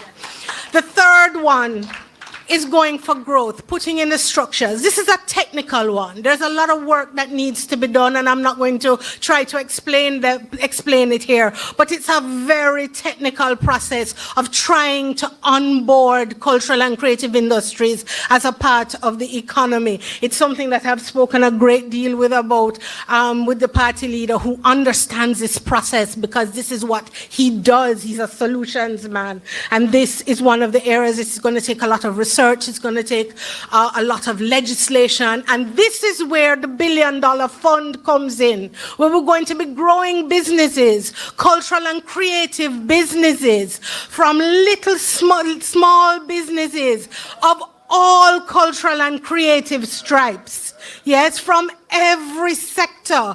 And we're going to be ensuring that they're getting technical assistance. We're going to be ensuring that they're getting loans and grants, and that they're going to be able to move forward, move their businesses forward. The fourth node is governance. Now, that's actually one of the biggest problems we have in cultural and creative industries. It's not the sexiest, but it is the most critical, because we have a problem with transparency, a big problem with transparency. We don't know a lot about what's happening within the administrative bodies, institutions that run culture and creative industries. And a lot of times those questions are asked and there is a blank wall. So, for example, I've asked about Vale Royal and its contents.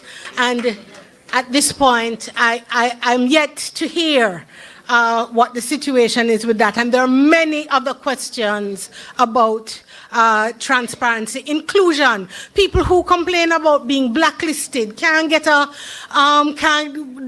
emails that are not being answered. People who feel that they can't go to the ministry because, you know, although it is said there is an open door policy that is only friend and company, and some people, right, that the inclusion issues at the ministry, there are real problems. And they're easily denied. I have an open door policy. Yeah, they're easily denied. But there are people who quietly will tell you the truth. And the last one is going global. And that is about creating an enabling environment that allows for trade, marketing, helping cultural and creative practitioners get what they need, the services they need, through the recommissioning of a body called Jamaica Creative. We're going to redesign it and rework it so that it provides investment services, so that investment readiness services, so that businesses can now start to bring they can start to bring their businesses to trade in local and overseas markets. It's also, I spoke to a comrade today, Ricky Chin, and we spoke about things like creating IP facilitation in that unit, so that all of those artists who have had major problems in the past with their intellectual property and collecting royalties across the world, that we look at working with JIPO to see how we can assist some of them to repatriate some of those funds. But what I want to say as I wrap up is that one of the things that has been missing from the process of cultural and creative industries and administration has been a holistic examination, looking at the whole picture, understanding that technology can't work without creativity, because you can't have animation without the soundtrack. You can't have animation without the design. You can't have animation without the various technical elements, the various creative elements, the storyline. And everything we do here in cultural and creative industries is about telling a story in a different way. And we have stories galore in this country.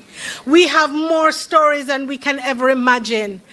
I remember saying to my sister the other day that if we were to just take the stories and try and find different media through which to create those stories, just one story at a time, how much value we could create in this country.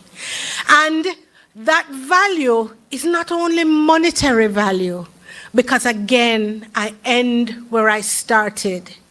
That value of the story translated to a product or a service, it tells us and allows us to share locally and in the diaspora who we are. I thank you, ladies and gentlemen. I just want to leave you with the final film. If the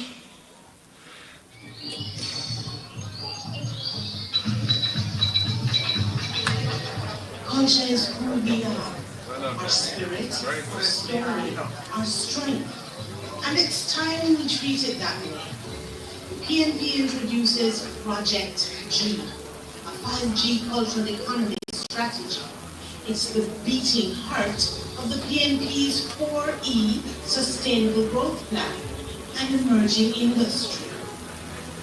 We begin by nurturing greatness, building cultural confidence, protecting heritage, nurturing talent at every level, grounding, reviving the cultural soul and the economy of communities and towns island-wide. Growth, structuring the cultural economy to unlock wealth through creative enterprises, backed by a preliminary $1 billion development fund. Good governance, bringing structure, fairness, participation, coordination, clarity, inclusion, and in particular transparency to cultural leadership. Global reach, expanding our influence through strategy, investment, infrastructure, technology, and trade. This is Jamaica's time. This is Jamaica's plan. This is Project G.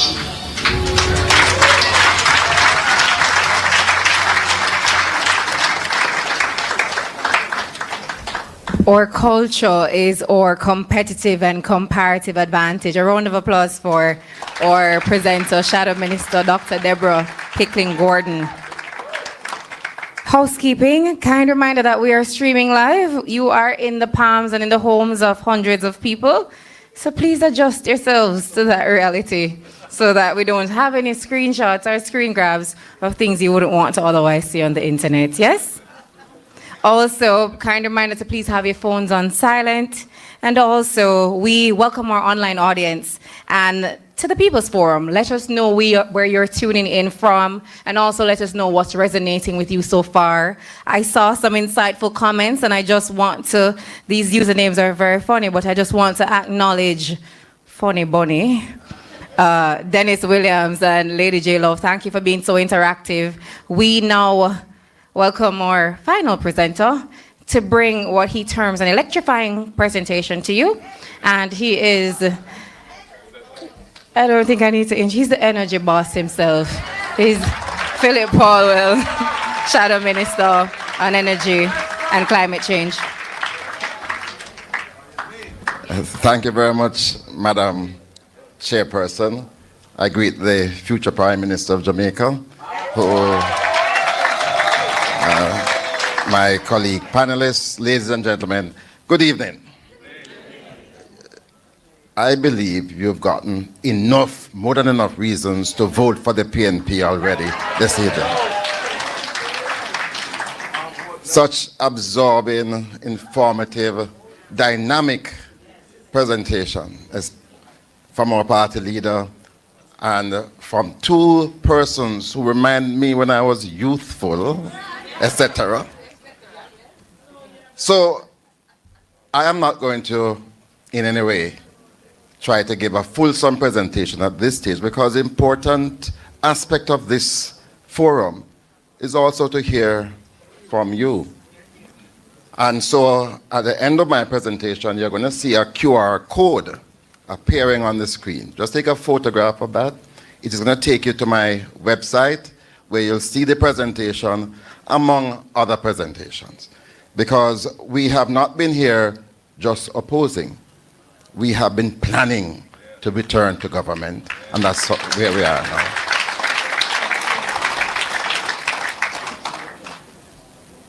Things are tough for the Jamaican people. Times are hard. Our cost of living has been a tremendous burden to our poor people. And you know, I'm a 6th term member of parliament, going for my 7th term. And my most challenging term has been this term. People used to come, yes, they need help to going back to school. We assist them with roofs because those get damaged. But it's the first term that I'm experiencing so many of my constituents come to me to say, MP, I'm hungry. I want some food. And these guys, they don't understand why people are going to vote them out, you know. Because people are suffering, people are hungry, and this hollow ring of prosperity, pun intended, aggravates people. You know, it is in the era of energy that we have seen the tremendous impact of cost of living. And it's twofold, because yes, as consumers of electric energy at home, we have seen from 2016, when the price of electricity was about 23 US cents per kilowatt hour, 2016. So today, it's 40 cents and climbing. And that affects everything else. So when you go to buy sugar, when you go to take a taxi, it affects all the goods and services that we produce. And it is also largely responsible for our lack of growth. So it's two things. You have the cost of living going up, driven largely by energy, and you have no growth taking place. So even those persons who are employed, their income is not improving because there is stagnation in our economy. And today we are presenting to you certain, I believe, clear strategy to address that. And I welcome this, even though I'd have preferred to have a debate with the Minister of Energy. So I'm using this opportunity to once again to call out Darrell. Come and debate me in front of our studio audience where people can ask questions and we can answer questions. We have a lot of work to do. And there are certain things operating in our favor. Firstly, we have the emerging JPSCO license that, in many respects, has prevented us from doing some of the things that we want to do. But unlike the cable and wireless license, which still would have been running because that license would have expired in 2038. And thank God we had a government that had a vision. And as I say that, I'm so happy to see Yvonne McCullough-Sobers, who was the first chairman of the e-learning company. And of course, they were twins with Universal Service Fund. And I and the government, we were the proud parents of those two institutions that continue to serve the country. Very good to see Yvonne. But an important date is emerging when the government of Jamaica, by the 7th of July, must indicate to JPSCO what it is going to be doing with the license. And all I'm hearing is that consultations are taking place. This consultation, if I were a minister, would have taken place in 2023. And we'll be in a position today to say to JPSCO, here is the plan. Here are the negotiating terms we are proposing. And just as we did with Cape Dan Wireless, to sit down and to make sure that the Jamaican people benefit in the long run. And what are some of the things we want to do? Firstly, when you go to pay your electricity bills today, 20% of that bill is not from electricity that you use, you know. It is from electricity theft. And I really believe that in this day and age, electricity must be a right, and it must be afforded to those persons who can't afford it. And there are solutions to that. We have seen, and by the way, there are about 200 to 300,000 households that cannot afford electricity. I hope I'm saying that right, Paulberg. We have seen, because we did it, when we established the first solar farm in Jamaica, in Wickton, in Content, in Clarendon, where you can generate electricity at a fraction of the cost. And today, with the improvement in the technology for solar panels, and the price has come down, with the improvement in the technology for inverters that convert the solar into direct energy, and very importantly, with the improvement in the technology for storage. That was a problem that we faced with renewables. That yes, the sun shines only in the daytime, the wind sometimes don't blow, but we could not capture and store that energy for when the sun is down or the wind is not blowing. We have seen in the last 5 years, the government hasn't seen it as yet, but we have seen the dramatic improvement in the technology for storage, batteries, so that today, if you have enough batteries, you can be supplying electricity for 24/7. And we're going to be utilizing solar to effect rapid changes in those communities that cannot afford electricity.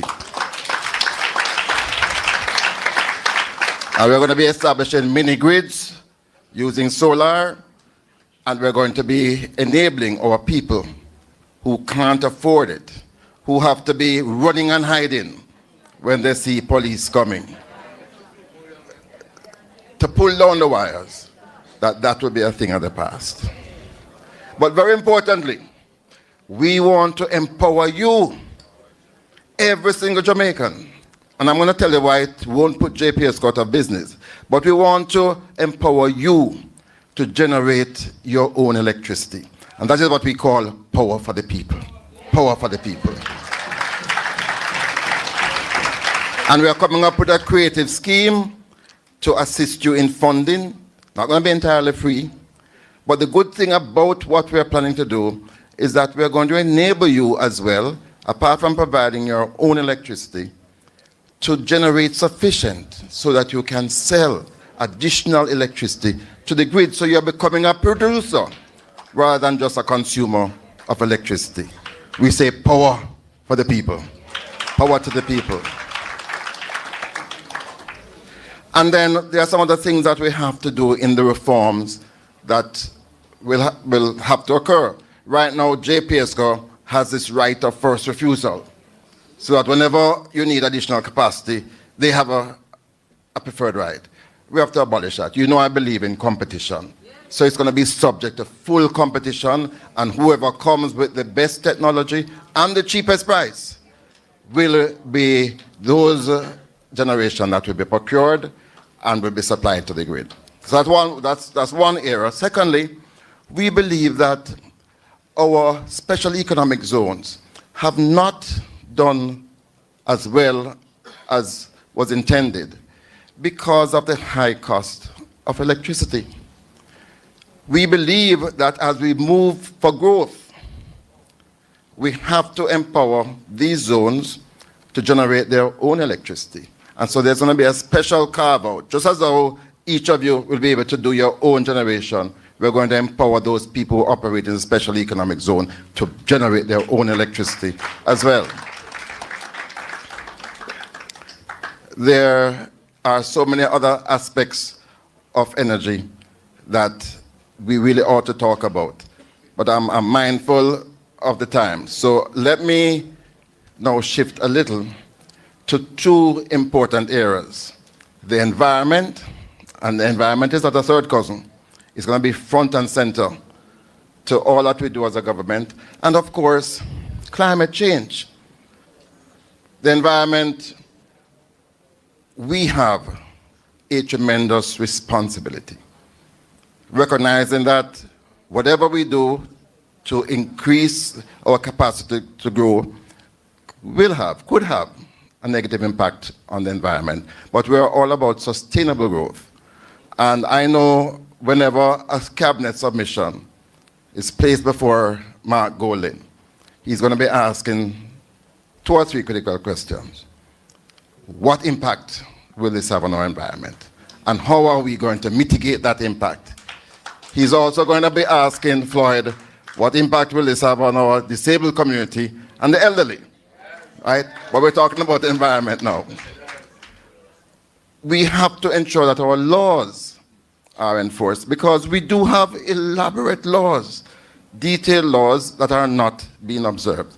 So recently, they went into my constituency and at Fort Rocky. And overnight, they dug up the mangrove without regard to the law and to the environment. That can't work any longer. That will not work any longer. We have to ensure that where people are allowed to mine, they mine there and leave the other areas so that they can be preserved for future generation. I'll say a word about climate change. Now, many people hear about climate change and they don't understand how it relates to you, your lives. Climate change is an existential threat to mankind, and it is as serious as that.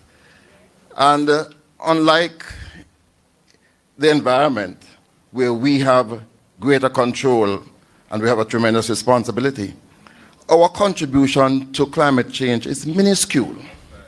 We don't generate enough industrial activity to affect the tremendous growth in carbon dioxide in the atmosphere, or to the greenhouse gas effect that results in the earth warming at record levels.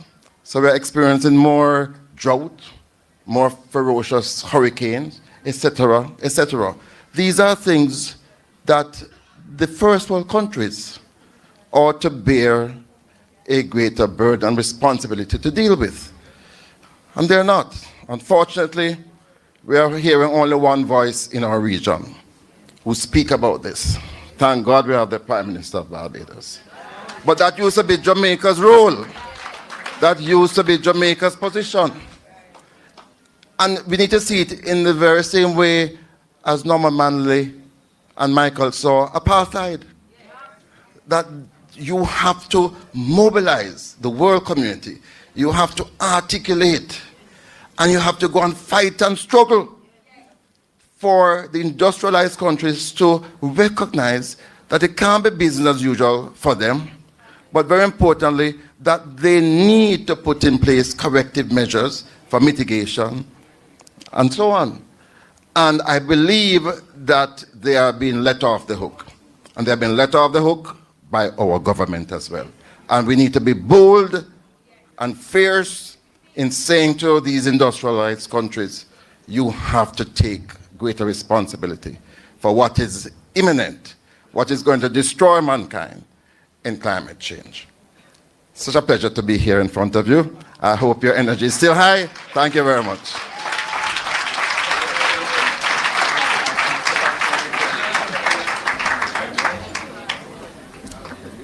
The People's National Party is giving power to the people. Just a kind reminder, so fitting, there's a QR code on the screen. Please scan to read more from our Shadow Minister on Energy and Climate. Now, as I had mentioned earlier, we've heard powerful presentations tonight, grounded in vision and data, and rooted in the values we believe will move Jamaica forward. And so now it's your turn. We're going to be opening up the floor for the people session, because your voice matters, your questions deserve answers, and this movement is built with you, not just for you. And so a few housekeeping rules, which I believe I need to establish so that we can have free and fair question and answers. So keep it respectful, that's one. Once you identify yourself, we have a roving mic on my left and on my right, and we also should have a mic in the middle where you can, okay, no problem, where you can go to and ask your questions. We ask that you keep your questions to maximum 2. Please be direct with who you're directing your questions to. Please identify your name, well, identify yourselves and the group that you're from. So whether you are from a civil group, whether you are just a citizen, whether you are from a party group, we'll also be taking questions online if we're able to. And so you can consider the floor open, and we have our first question on my right, your left. First of all, I want to say hi to my former student, Mr. Phillip Paulwell, Excelsior High School. Oh, yes. Good to see you, sir. I just want to make a comment. I am delighted at the colors that we've chosen for the People's National Party. I've been receiving videos almost every single morning, and you look so bright and beautiful, ready to take over. And I think that's very important. You have to be attractive, because people, especially Jamaican people, they love nice things. They love to look pretty and look beautiful, and we do. I think we're the better looking party. In every way. And secondly, I want to commend this particular exercise, because for me, for the first time, I'm hearing what the People's National Party will be doing when we get into power. And the last thing I'm going to say, did you notice that they had no scripts? Brilliant. And I think everybody who presented did so very well. Time come. Thank you very much. Check. Okay, thank you. Thank you very much. Well, following your beautiful commendations, I would have loved to know your name. So I'm asking you kindly, once you raise your hand to ask a question, please tell us your name and where you're from. Well, I do know that she is MP Paulwell's former teacher. I'd like to know your name. Actually, I'm the retired senior vice principal and acting principal of Excelsior High School, our alma mater. Yes. And my name is I'm one of the 7 Alison Pearts in Jamaica, because there's another Alison Peart who, when she was seconded by Mr. Omar Davis from Ernst & Young, they used my file photo. Yes, and she's slim and fair, and I'm plump and dark, so you know. Thank you very much, Miss Alison Peart. We have a question on the left. Please identify yourself and ask your question and who it's being directed to. John Paul up here. I wore this shirt especially this evening because of the Portia's initiative. And I remember that the Operation Pride has given over 70,000 people access to land. Comrade Golin, the incoming Prime Minister, I am pleased that you have seen it fit to give Jamaicans who didn't get any land from the slave owners land. And that initiative with the Portia thing, it's very intriguing. I really love it. And there are others who loved it also. But the question I want to ask, we have so much crown lands in the country. Is it the intention of the People's National Party to free up those crown lands to Jamaicans?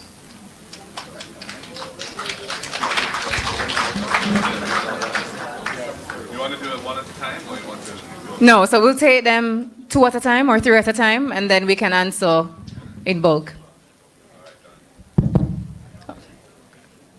Good afternoon. Good evening. The name is Al July. Comrade Leader, Mr. Connect, Miss Hickling, and Mr. Haughton, for great presentation. And I would love you to put your hands together. I am convinced that the voice of the people is greater than the voice of the government or the actions of the government. And because of that, I am proud to be a member of the People's National Party. Having listened to the Comrade Leader spoken policies and his intent to change the culture in this country, a culture of corruption by this government, a culture of cronyism by this government, a culture where we now witness in 2025, where a candidate has been run out of a business place because of what she wore and who she stood for. This is the platform and the ground that has been rolled for a dictatorship, third term for the JLP government. And we say no to that. And Comrade Leader, I must say this to you directly. Since I'm in politics, going around the country, I must tell you this, that you have brought the People's National Party with one of the greatest unity of young people coming together. We call them the millennial. I have not seen this kind of millennial activity for the longest while in politics, only when Obama was running in the United States. And I want you to give the Comrade Leader another hand clap for me, please. Comrade Leader, there are so many low-hanging fruits. I'm making a comment, I'm going to ask a question, please. There are so many low-hanging fruits that the spokespersons in the party can speak on. But I must say this, I am not hearing the voices of many of them as I am seeing you and I am hearing you, and I think I need to hear from them more, because that is what the people are saying on the street. Stand with the Comrade Leader and speak up, because there are a lot of issues in this country to speak on that are negatively affecting the constituency that some of us represent, and we are not hearing those voices. Last but not the least, Comrade Leader, what are the plans, programs, and policies do you plan to take in regard to national security? I would love to hear if there's anything different from this which this government is doing, and what are your plans, Comrade Leader? All right, thank you so much. We ask that you keep the questions very compact so that we can allow maximum participation. So question noted, we'll answer, and the final question before we take the answers from our panel. Good afternoon, comrade. In particular, eminent Prime Minister Mark Gordon, Comrade Mark Gordon. Good evening, sir. I want to use myself to make a particular example of this land tenure issues that we speak about. I am from Eastern St. Andrew, Mona Common. I lived there 61 years. Now, I was taken to Mona Common when I was 2 years old, so I am there now 61 years. And just, as you know, the Constitution provides something for me. Even though I try to help some of the people that live at Mona Common, how they check the ears that they live at that. Because some of them don't know that they can check their family ears with their ears. I'm not a lawyer, but I do a lot of research myself. So I know, so I want to find out, how will my party, the PNP, help to enhance my position now for me and facilitate the process for me to become a land holder with my documents. I'm living there 61 years now. And I think that will be quite fair. Thank you. Could you please just remind us of your name? My name is John Minor, Comrade John Minor from Mona Common. All right, thank you. The comrade is noted. All right, so the first question was from Mr. Pollock as it relates to the intention of the party to free up Crown lands. And that question was directed to, I'm very sorry, Comrade Pollock. You could go ahead. Well, I'll take that one. I should start by saying that Lothan Cousins MP is speaking in the sectoral debate next week, Tuesday, on the issue of land. And he made a presentation yesterday to the Shadow Cabinet, and some of what he will be speaking on is directly relevant to your question, Comrade Polak. I don't want to steal his thunder by speaking too much detail to it, but suffice to say that we believe that as an asset of the people, which is what Crown land is, although it shouldn't really be called Crown land, it's a people's land, we believe that it should be used to empower Jamaica and power Jamaica's economic development.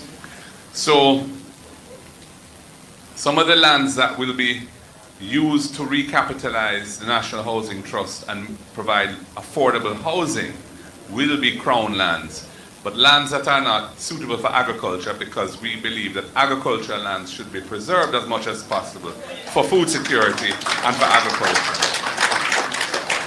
And we are looking at some of the legal issues around the way in which Crown lands are categorized coming out of colonial days in terms of where persons have occupied lands for generations, how they can become owners. And that directly relates to John Minor's question as well. I don't want to be specific yet because, as I said, Mr. Cousins, Comrade Cousins, will be speaking to this next week, Tuesday, but we're looking at modernizing some of the rules around this. And indeed, the Operation Pride approach and the Porsche approach, which is a modern iteration of that, which will have a robust governance framework attached to it to ensure transparency and accountability for how funds are used and all of that. We'll be looking at communities like Mona Common. I'm very familiar with it. We used to champus and places as a youth regular, yeah, for various reasons, but I did at the time. Positive reasons. You know, I know the community quite well, and it is crying out for some of the solutions that you're speaking to. So persons who have long-standing tenure can become owners. And there needs to be some organization in the community as well, right opposite the hospital, so that it can become a community that works in harmony with the hospital, the university community right there, Papine, and so on. So that is my response to both you and Comrade Paula. What was the other question? The second question from, I think I know I have to say Comrade July, is that the issue of not being able to hear from the spokespersons on party positions. National security. And also national security. It was two. No, well, on the issue of hearing from spokespersons, we are trying different methodologies to get our message out. So this is one of 4 forums which exposes spokespersons to the media, social media, and the audience. We also have rallies. We've been going through our divisional conferences, and those are designed to expose spokespersons, and they're encouraged to talk on their subject matter as well. One of the challenges we have is, you know, the media doesn't always give us the coverage that we would think we ought to get. It's the nature of the media that we're, you know, the media environment in which we're living. So we have to just push every possible opportunity to get our voices out. But the spokespersons are encouraged to speak out. We issue releases every day, many releases every day on issues of importance on the day, so that our positions are heard. And, you know, we just need to continue. And as we expand our communications capacity in the party, which is something we've been working on and continue to work on, you will find that our message gets out further and more broadly than it has been. So that is what I have to say in relation to that. In relation to national security, our philosophy on it is a balanced approach.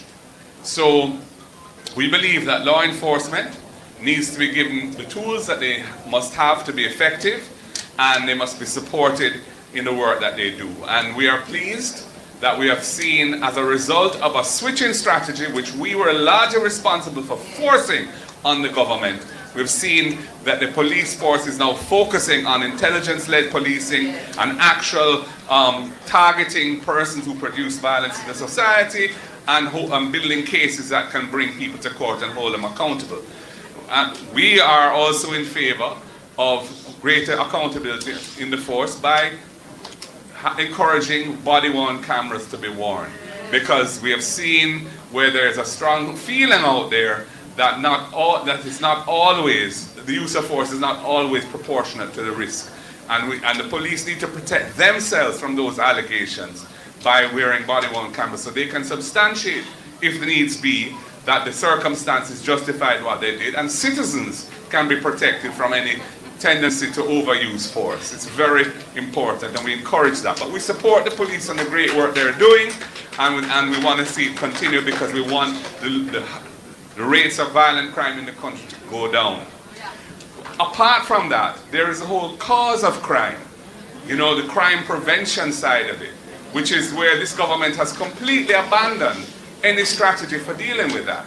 When we were last in government, well, first of all, under Dr. Peter Phillips, when he was Minister of National Security, the Peace Management Initiative was developed, which was a community-based mechanism for intervening in conflicts early and resolving them by persons who are trained and have respect in the community, ensuring that what is a relatively minor thing, but where feelings are generated, can become a cause of a series of events that is a spiraling series of reprisals, which is one of the biggest sources of murder in the country. So we believe that the Peace Management Initiative, or something of that type, needs to be revived, and there's a role for it. We also started Unite for Change when Comrade Peter Bunting was Minister of National Security, and Patricia Duncan-Sutherland was very involved at that time in that program. It was discontinued, and the PMI has been defunded. What we now have is the government effectively outsourcing to the private sector any kind of major social intervention to try and reduce crime through prevention. And unfortunately, Project STAR, as wonderful as it is, it doesn't have the funding to be a national program.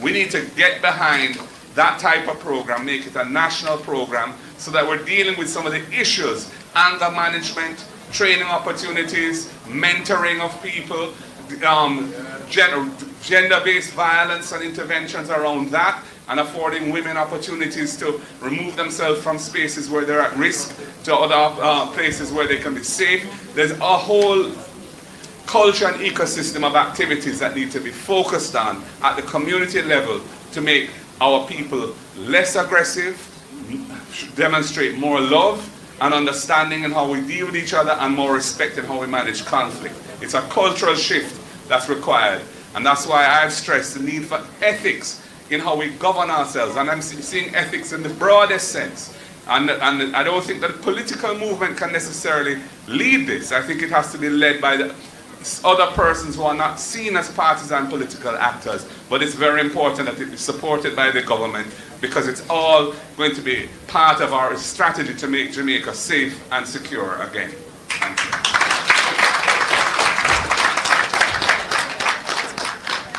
All right, so if you do have a follow-up question, let's just allow some other persons to ask questions first, and we can come back to you once we have exhausted. 1 second.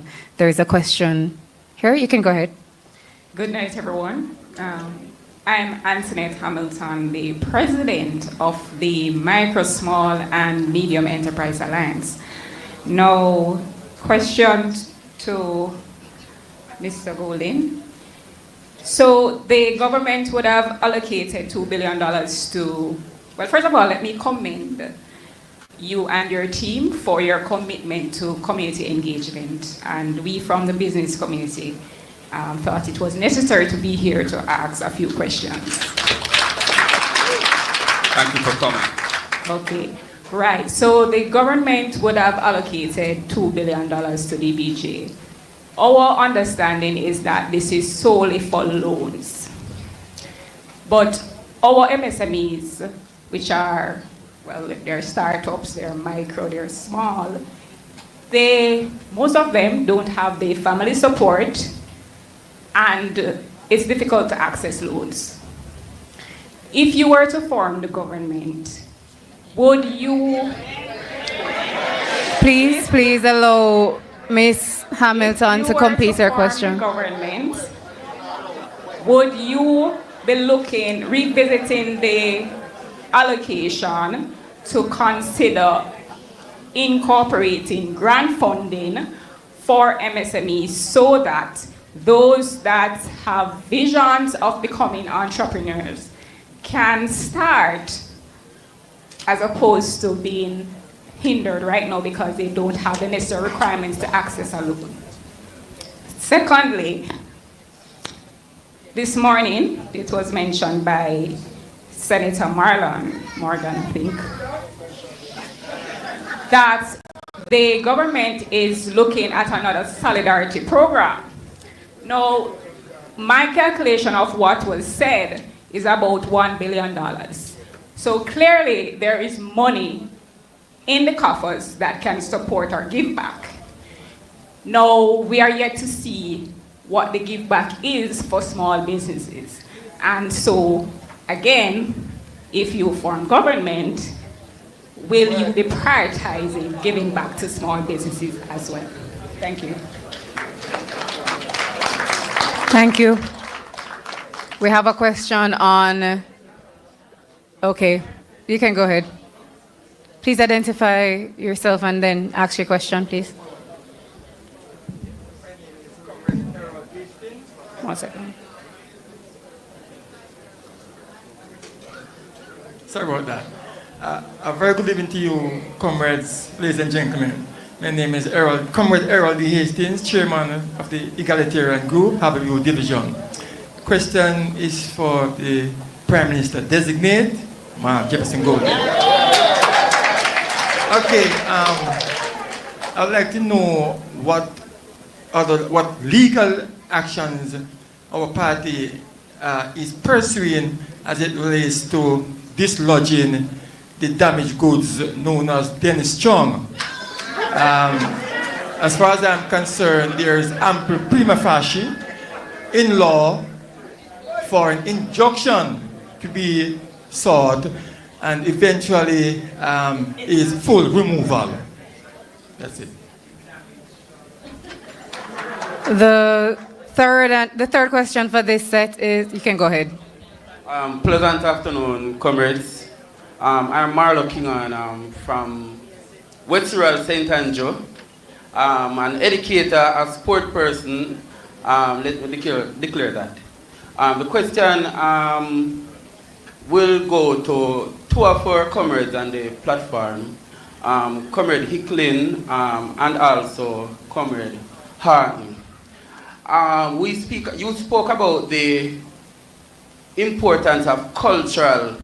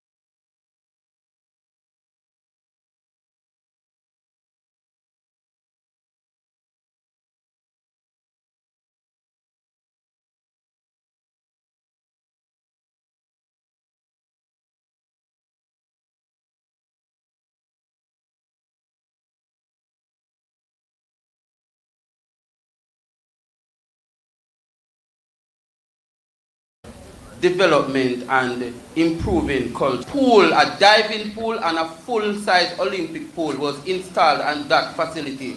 And to date, it has never been used for what it was supposed to use for. We see for what it was supposed to use for. We see various government coming in and we hear various plans. And I'm asking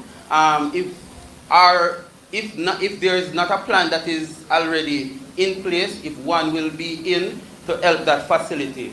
So Dr. Haughton, there's a facility in the constituency which you will be the MP for.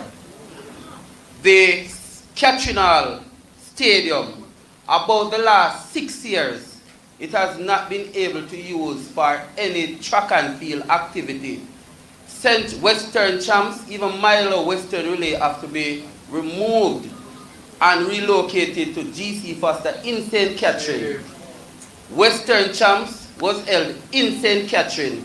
Therefore, the schools who do not have that strength of money, they are greatly affected, and I'm asking, what will happen if we will have some improvement to our sporting facilities across the country so that even our lovely track and field that we're so successful in do not end up like cricket and football to some extent.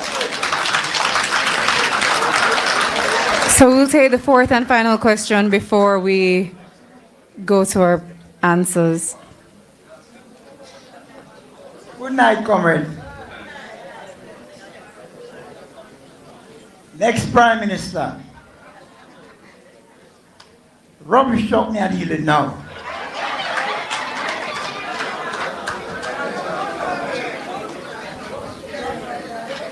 Piena na clean. Macailey na clean. Crescent Road na clean. St. Joseph Road na clean.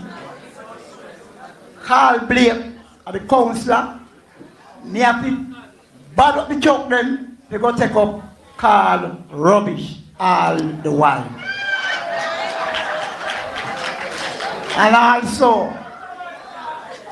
also, Miss Pinnock and Sam and Mr. Mullins, they must sabotage the PNP zone. Next Prime Minister coming, want you step on it quickly as possible. Time come, use the next Prime Minister marching up Duke Street.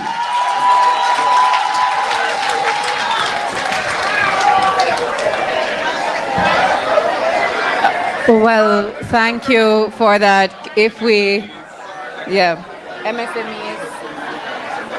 legal actions as it relates to them is strong.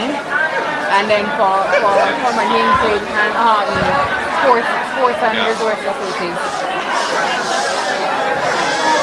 So if we could just recenter ourselves for the answers to those questions. Yeah. Well, I want to thank the representative of the MSME community that came and has voiced their questions at this forum. And I'm grateful for your participation in the MSME phenomenon is vital to economic development because it is a fact that much of the employment in the country is generated by small businesses, and it is also a means of social mobility in the country where persons who may have been historically disenfranchised, excluded, are able to pull themselves and their families out of poverty and into a much better quality of life for themselves. So from that perspective, the People's National Party sees the strategic importance of supporting MSMEs.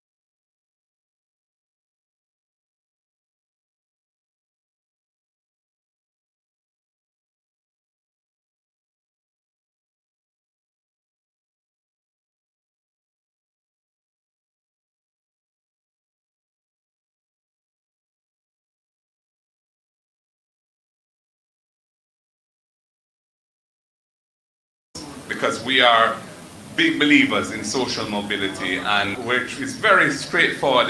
I won't go into the details of how you access it, but it is very straightforward.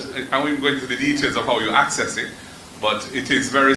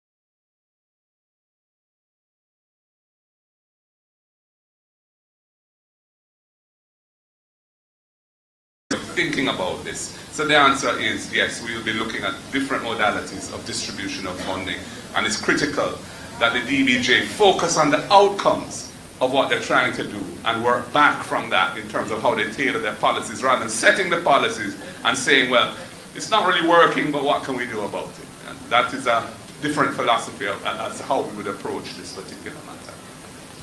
The other question was the legal issue, the legal organization. Yes, the matter of which you spoke, we're working on that, Committee Hastings. I don't want to say anything yet because we haven't reached the point where we're ready to say anything, but we are working on it. As you can imagine, there's a lot going on at this time in terms of focusing on readiness for the elections, which we think are going to be close in time. So that's our number one focus. But we are also paying attention to that issue. And of course, once we become government, it's a whole different story. Yeah, Hickling. Yes, sports. I'm going to let my colleague here, Comrade Hickling, speak to it, but I would just tell you this.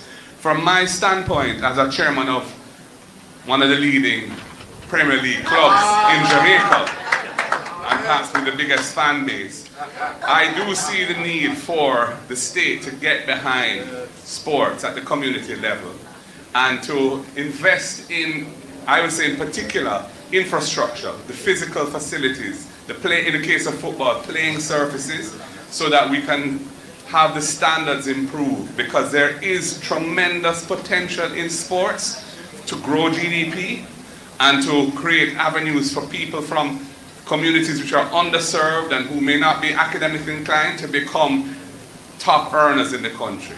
I mean, I've seen it in my own situation where, you know, I saw a player like Ronaldo, Cephas or Kaheem Dixon. These are guys in their young 20s, and they're earning now significantly to come.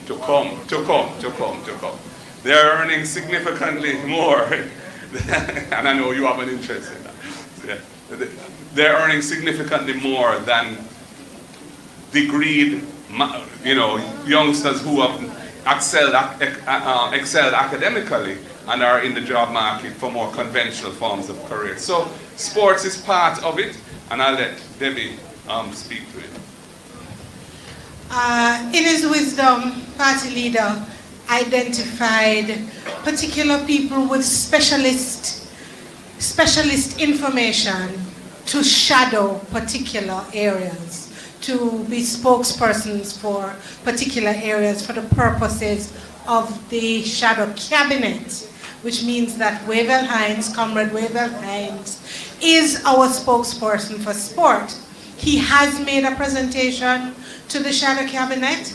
That presentation speaks extensively to a development agenda for sport. At the moment, it sits as a part of a portfolio. When the election is won, they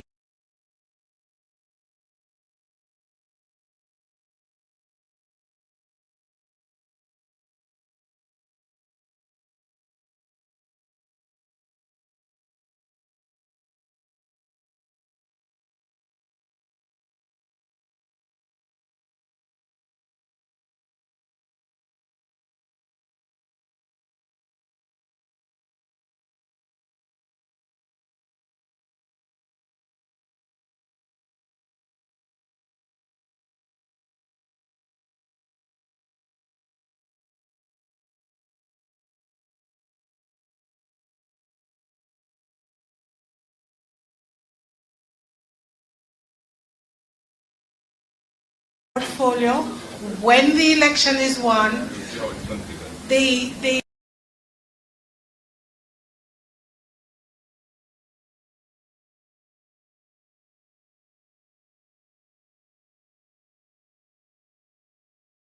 party leader will make a determination as to how the governance configuration. SAFE there is an acronym for sports, arts and artistry, financial literacy, and economics. We have a website, safejamaica.com, www.safejamaica.com. You can go and log on to that website and see all the wonderful work that we've been doing in Montego Bay. Having recognized that the sporting industry was on the decline, especially in inner city communities in Montego Bay, when I was growing up, a lot of the communities had their own teams. For example, I played for Mount Salem. I won the SDC under 15. We also won it under 17. We came third.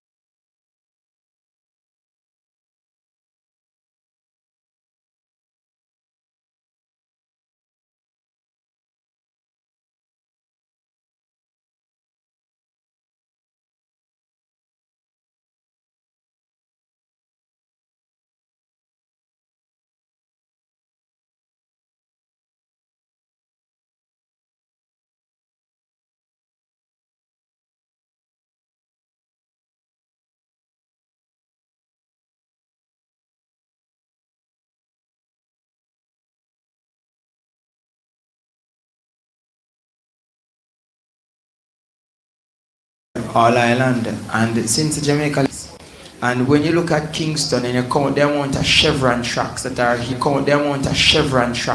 here, the National Stadium, Stadium East, UWI, UTEC, Calabar, KC, JC, about 10, and there are none in Western Jamaica, and that is why we have offered ourselves to lead that community of remarkable people, because the leadership being afforded to them is nonchalant and out of touch and uncaring, and don't understand what it takes to offer a diverse array of avenues for our people to, one, make their livelihoods, and to two, engage themselves. Even the Trelawney multifunctional stadium is a challenge as well. All these stadiums have been neglected by the Jamaica Labour Party. Sports has been neglected by the Jamaica Labour Party, and it will take a People's National Party government to reignite and pump back some fuel into the lives of our young people. Thank you, Debbie and Andre. On the last point about solid waste, garbage disposal, two things I would say. First of all, we believe that that the local authorities must have a bigger role in the delivery of garbage collection services, and that the solid waste management authority should be a regulatory body primarily, and just in the same way the KCMC is doing such excellent work now under the leadership of our mayor. We want to see what they can do by empowering them and resourcing them and other local authorities to take on greater responsibility for keeping the localities, municipality areas clean. We also want to see that our workers in the solid waste industry are put on a proper footing, that their employment terms and conditions are in keeping with their rights as workers, and so that they are no longer vulnerable to being treated in particular ways based on maybe political affiliation or other concerns. We get the reports, we hear the things that are going on, so we want to stand up and make sure that our workers in the solid waste industry are well looked after. But we also want to make sure that we have a system of delivering the services in communities that are being delivered by those who are closest to the communities in terms of governance. That's why local government is so important. And things like solid waste lend themselves to being better managed by persons who are close to the people and who the people can hold accountable much more readily for their performance. So that is some of the thinking that we have.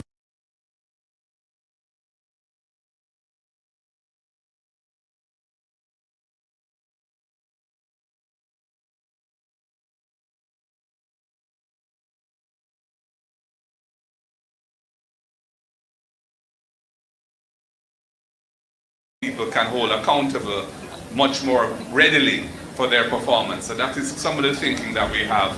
And you know,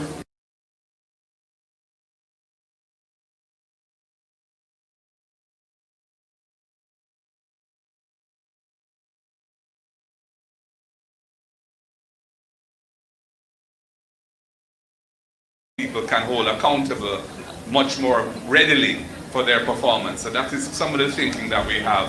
And you know,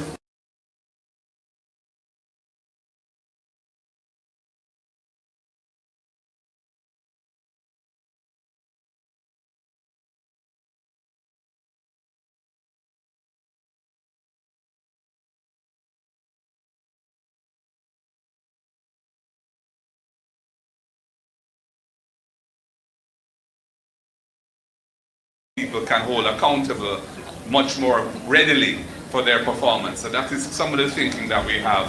And you know,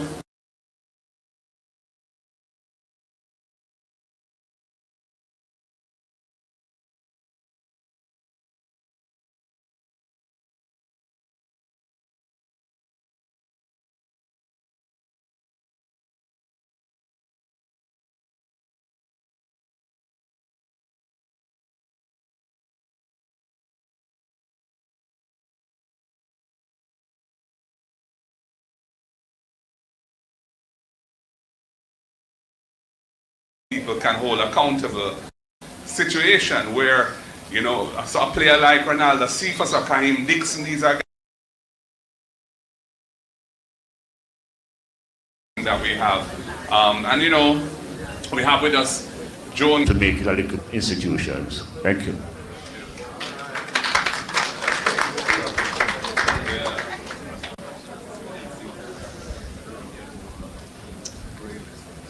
Okay, my name is Patrick Smellins, and from West Rural St. Andrew. And I'm happy to know that Joan Gardner-Webley is so known and is actually considered a hard worker. And as some people shout out, the best. So she's came to the constituency and been working hard and convinced me to work with her. But my concern, and I want to direct it to the leader, the party leader. What are your plans in fixing our roads? Because we have seen the government over the years patching and fixing the road, and they will do it, fix this road in the last 3 weeks, 2 weeks, 2 months, and there it goes again. So it must be a plan. I heard you recently saying that there will be a maintenance plan. And from I get back from the States, I've been saying the same thing. And I was so happy to hear you say that your party will be coming with a maintenance plan. And I think that is crucial for our roads today. Because we can't continue with these type of roads that we're having. I think West Rural have seen some of the worst road condition right now. Deplorable. I would have resigned. I could have never presided as a MP or a councillor with the condition of these roads, especially in the school vicinities. It's disgraceful. And so I would love to know if this party has a plan, you know, to better manage and fixing these roads. One other thing quickly is our youths coming out of school, joining the corner with a spliff and a little cup. We need to see some changes starting from these young men coming out of high school. Almost no hope. I wonder when some of our ladies, we see them going to universities, seeking higher education, who are they going to be marrying to? Because these are just thugs coming up. Everybody just want a slip and want to join the corner. So I'm saying we must have a plan for these young people coming out of our schools, some training centers, And every MP should have a plan to begin to look at how we can help our young men especially. God bless. Well, go ahead. All right, thank you. Again, I just want to mirror what everybody has said. We really have to congratulate our Prime Minister in waiting and his team. They have done a fantastic job with just engaging us, the ordinary Jamaican citizens, from Negril to Moran Point. Something that we thought was a thing of the past with this uncaring government. So it's encouraging for me, and I want to just ask Prime Minister that 2 areas of concern with. The lack of green spaces for create like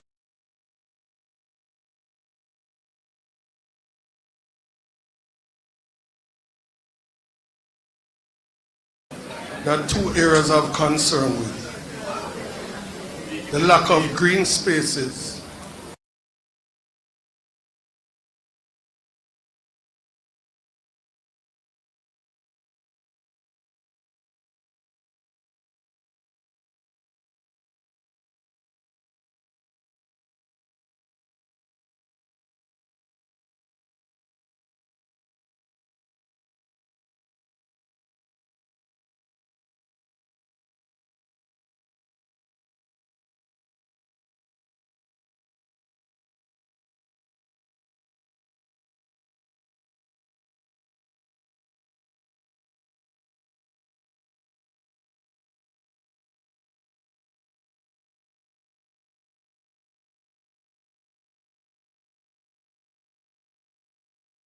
for create like parks and interacts in normalcy. Also another concern I have, which I'm hoping will be addressed, that travesty that had happened to those unfortunate people whose houses were almost at completion in Bernard Lodge. And through strange means, they were demolished, even though there was manifestation of them having ownership certificates from our previous Prime Minister, Portia Simpson Miller. So how can we legally prevent such a travesty from ever happening again? Because up to now, I'm sure a lot of Jamaicans are still not aware of whatever happened to those unfortunate people in terms of legal redress. And I'm hoping that it is not true. I've been hearing rumors of the ownership of all these people's homes being reverted.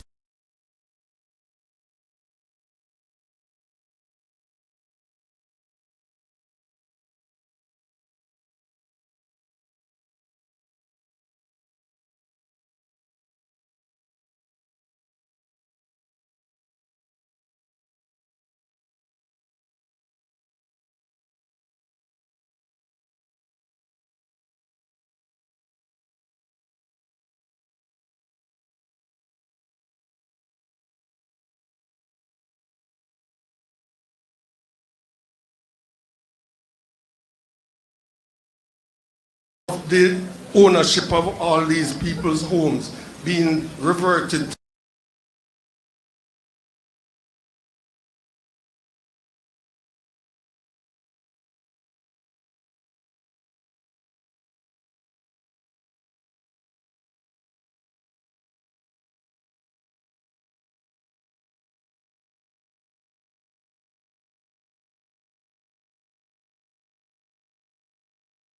This is not driven by Jamaican policymakers, but by the Western countries that have this organization called the Financial Action Task Force that exerts pressure on countries like ours to reduce the risk of money laundering and terrorism financing, and have these lists. We've heard of them, blacklisting, grey listing, where countries that are not seen to have the necessary procedures and laws in place to reduce those risks are subject to pressure, where even their banking system can be cut off from the international financial community.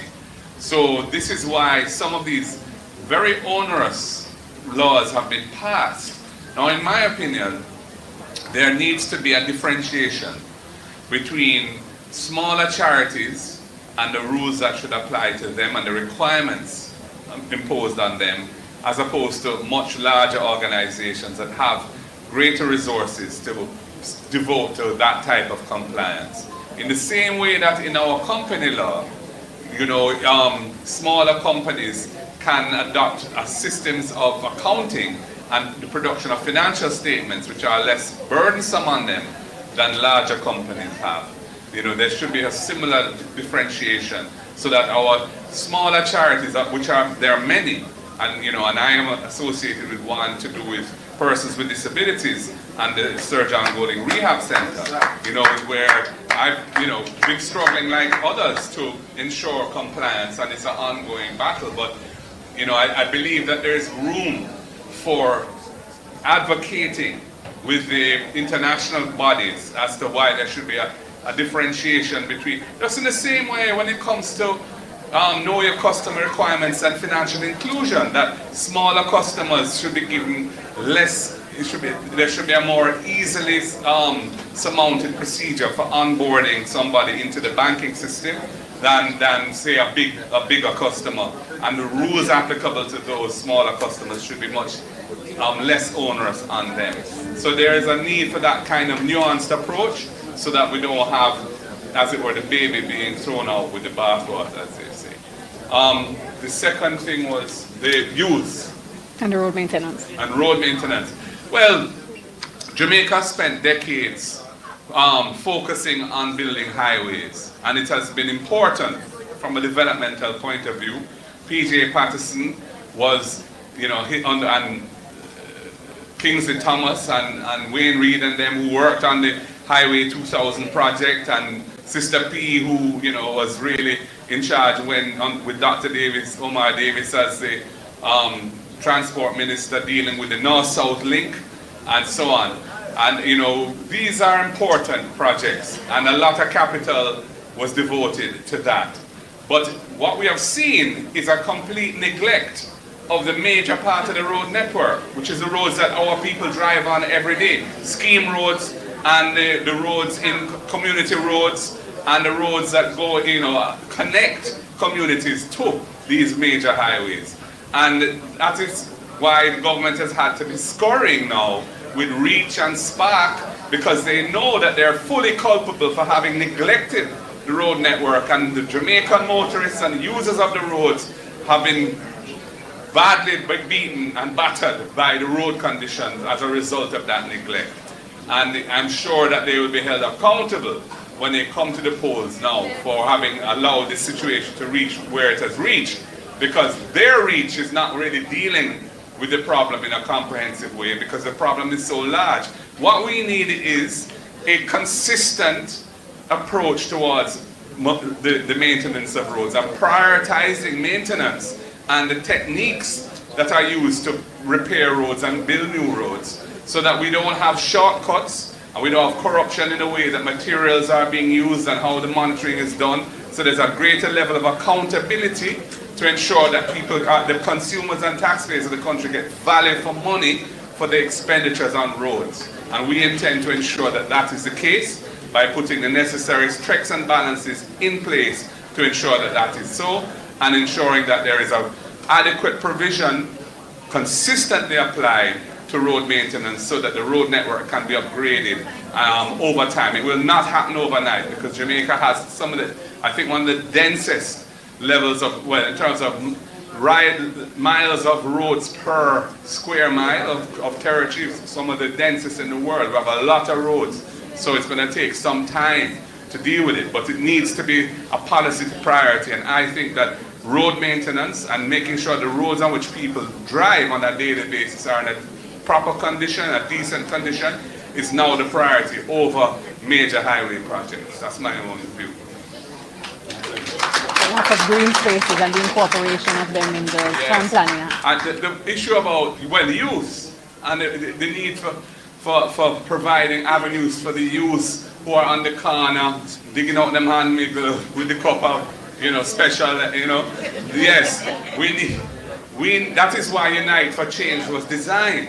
That's what we're talking about, a holistic approach to dealing with these issues. And as Debbie is saying, the cultural and creative industries and sports are avenues by which our youth can be channeled into productive activities that can generate good livings for themselves through lawful activities, as opposed to being attracted into gang violence and those things. So we are very much in favor of community activity, using the community leadership and the SDC, revamping and revitalizing the SDC to lead the charge. We need an army of social workers through our Ministry of Social Transformation to support this effort.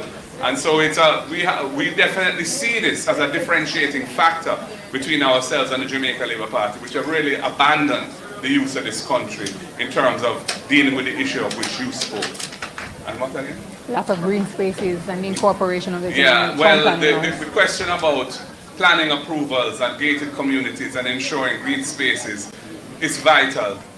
In an increasingly high-paced world where so much of our time is spent looking at a screen and so on, we need to have spaces where people can retreat to nature and be outdoors and have the benefit of tranquility to hold a meds and to get their exercise and to socialize as opposed to doing everything digitally and through the internet. So I'm fully on board with that, the imperative of ensuring that in our planning decisions, we take that very much into account.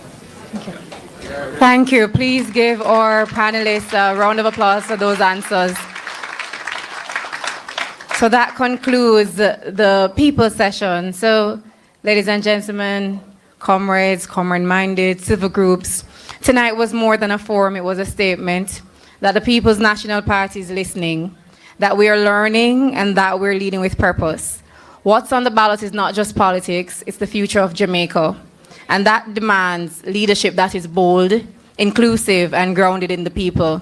To everyone that asked a question, share a thought, or simply tuned in, thank you. And I now invite the President of the People's National Party's Women's Movement, Patricia Duncan Sutherland, and the parliamentary candidate for St. Andrew Eastern to bring the vote of thanks.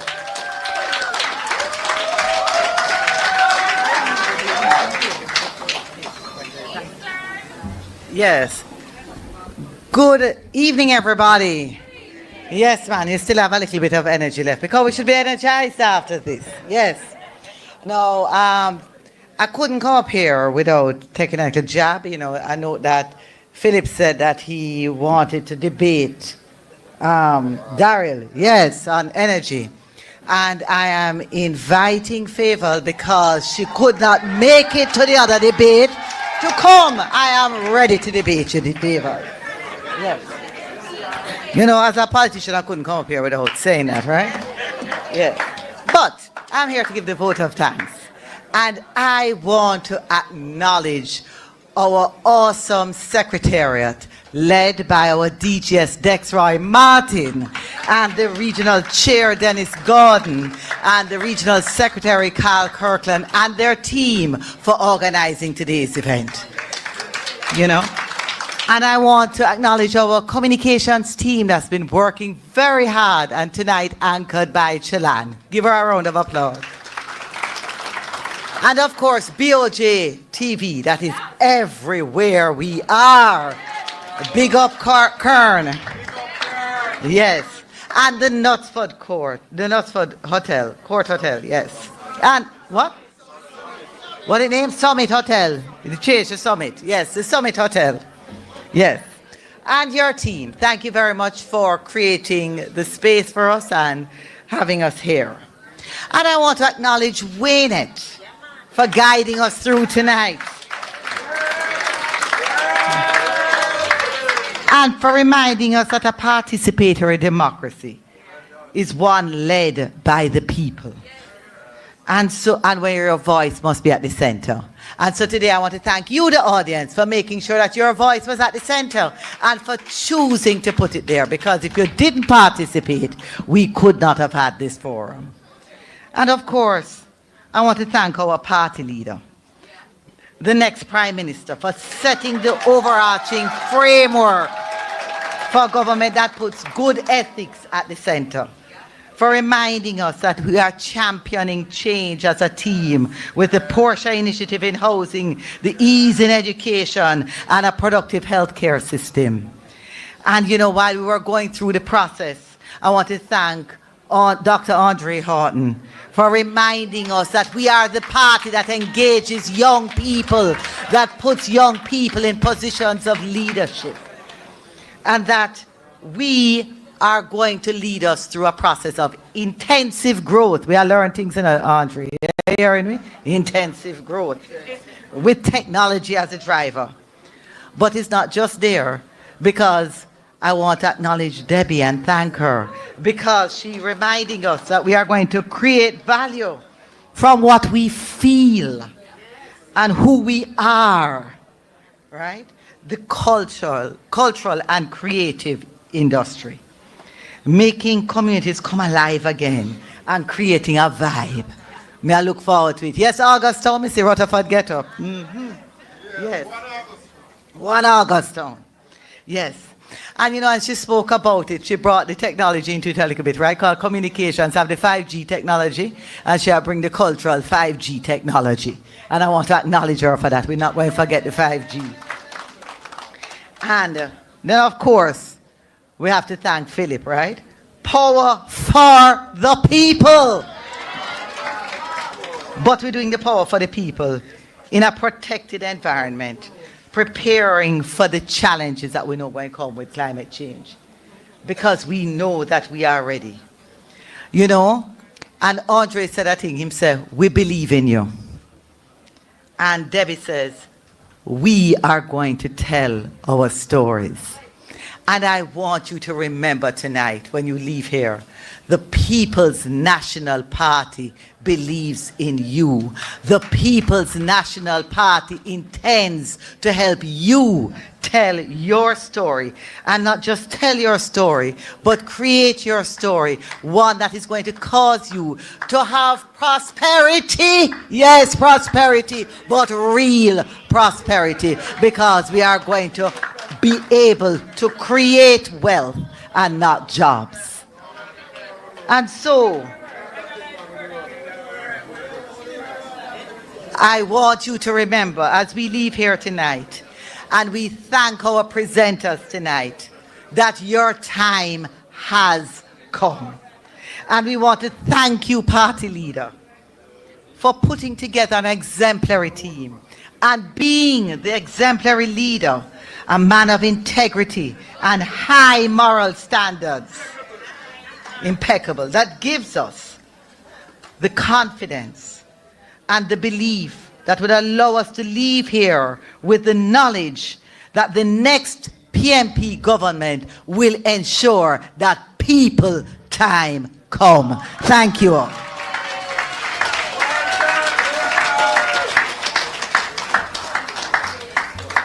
No, I think thanks are well said. I'm asking everyone to stand as we close out for the recital of the National Pledge of Jamaica.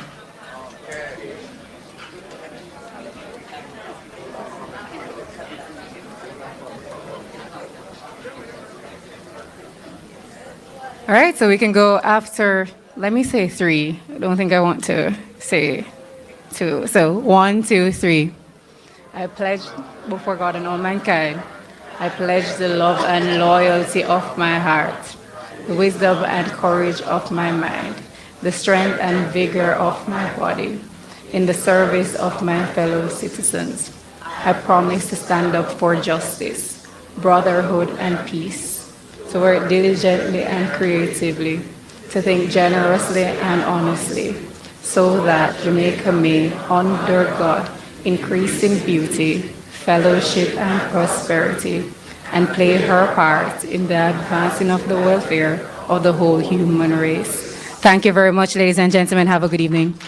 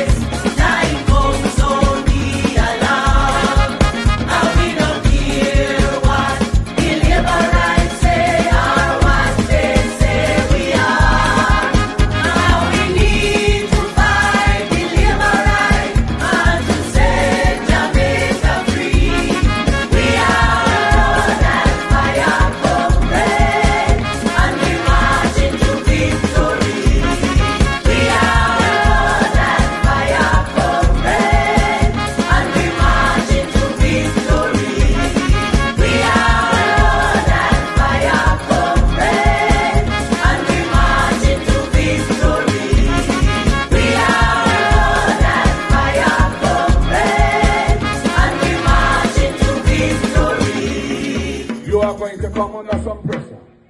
You're going to hear all kinds of propaganda. You're going to hear all kinds of lies and deception. There will be tactics used to try and buy you out. There will be tactics used to try and frighten you away. And I only have to say one thing to you tonight, comrades. We are blood and fire comrades. And we're marching on to progress. And we will stand firm. We will not be bought because we are not for sale.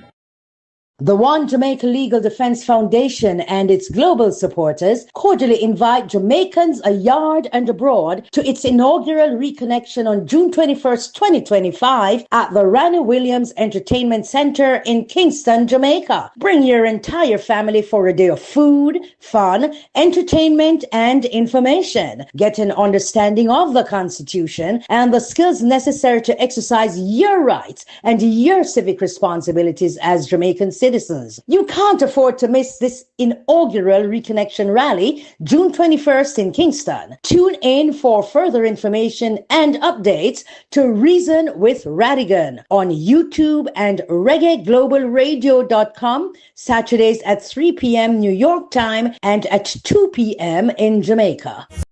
The Prime Minister just needs to fly the gate. Call it, Andrew. Call it. And Iman will sound the trumpet. Whether you're Labour right, PNP, regular Jamaican who just want to vote for a change, you see the next election here will come up under no circumstances whatsoever can you vote in back the Jamaica Labour Party into government. Gold's money was not lost. It was stolen. Plain as daylight. Ball out! Whoa! Yo, yo, yo. We need help, Jesus. Jamaica need help. Shift the parliament. Shift the election. Shift everything. Remove them out there. Take out the cockroach. Take out the thief. Take out the criminal them. Take out the thief them. Take out the murderer them. Take out the gang leader them. Out of parliament. Take them out from Portland. Take them out. I hear Portland. Me I go to Portland. Why me I travel to Portland? Take out somebody. Man or woman.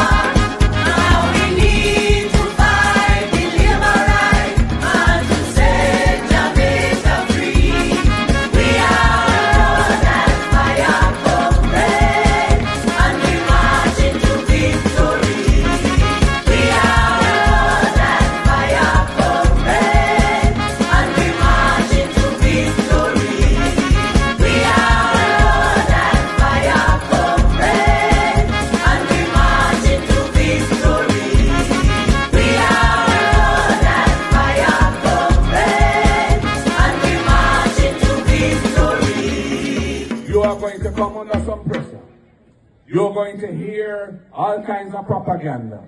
You're going to hear all kinds of lies and deception. There will be tactics used to try and buy you out. There will be tactics used to try and frighten you away. And I only have to say one thing to you tonight, comrades. We are blood and fire comrades. And we're marching on to progress. And we will stand firm. We will not be bought because we are not for sale. And we are marching on to progress. Oh, we are marching on to progress. Oh, we fear not what whenever I say and what they say we are. We need to fight deliverance and say Jamaica free. We are blood and fire comrades, and we are marching on to progress. And we are marching on to progress. We are marching on to progress. Oh, we fear not what whenever I say and what they say we are. Oh, we need to fight deliverance and say Jamaica free. We are blood and fire comrades.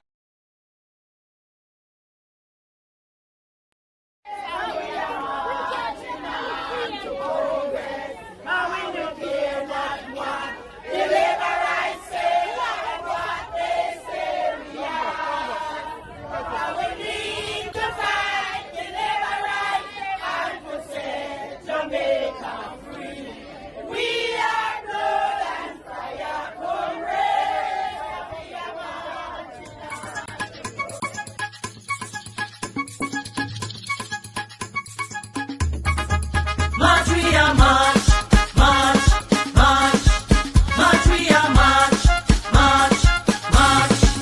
Now we are marching on to progress. Time comes, so be alarmed.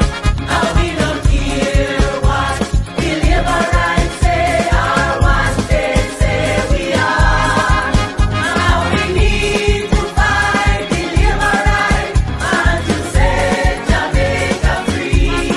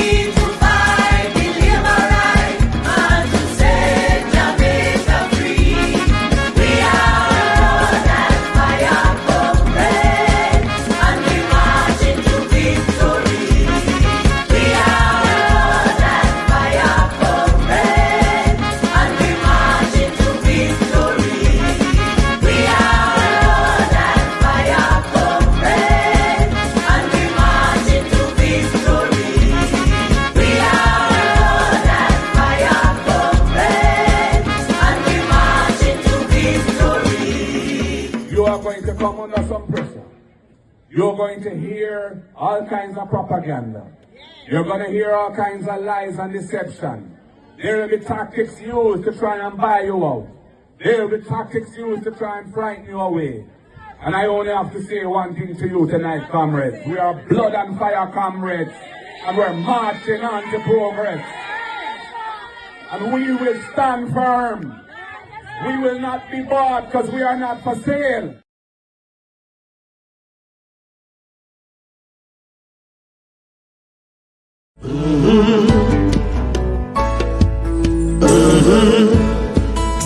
When the game gets rough and this life just seems so tough, make we talk, my people, make we talk.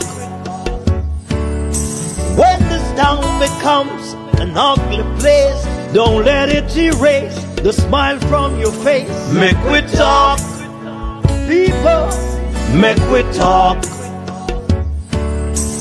Conversation is the key, a guiding light for you and me.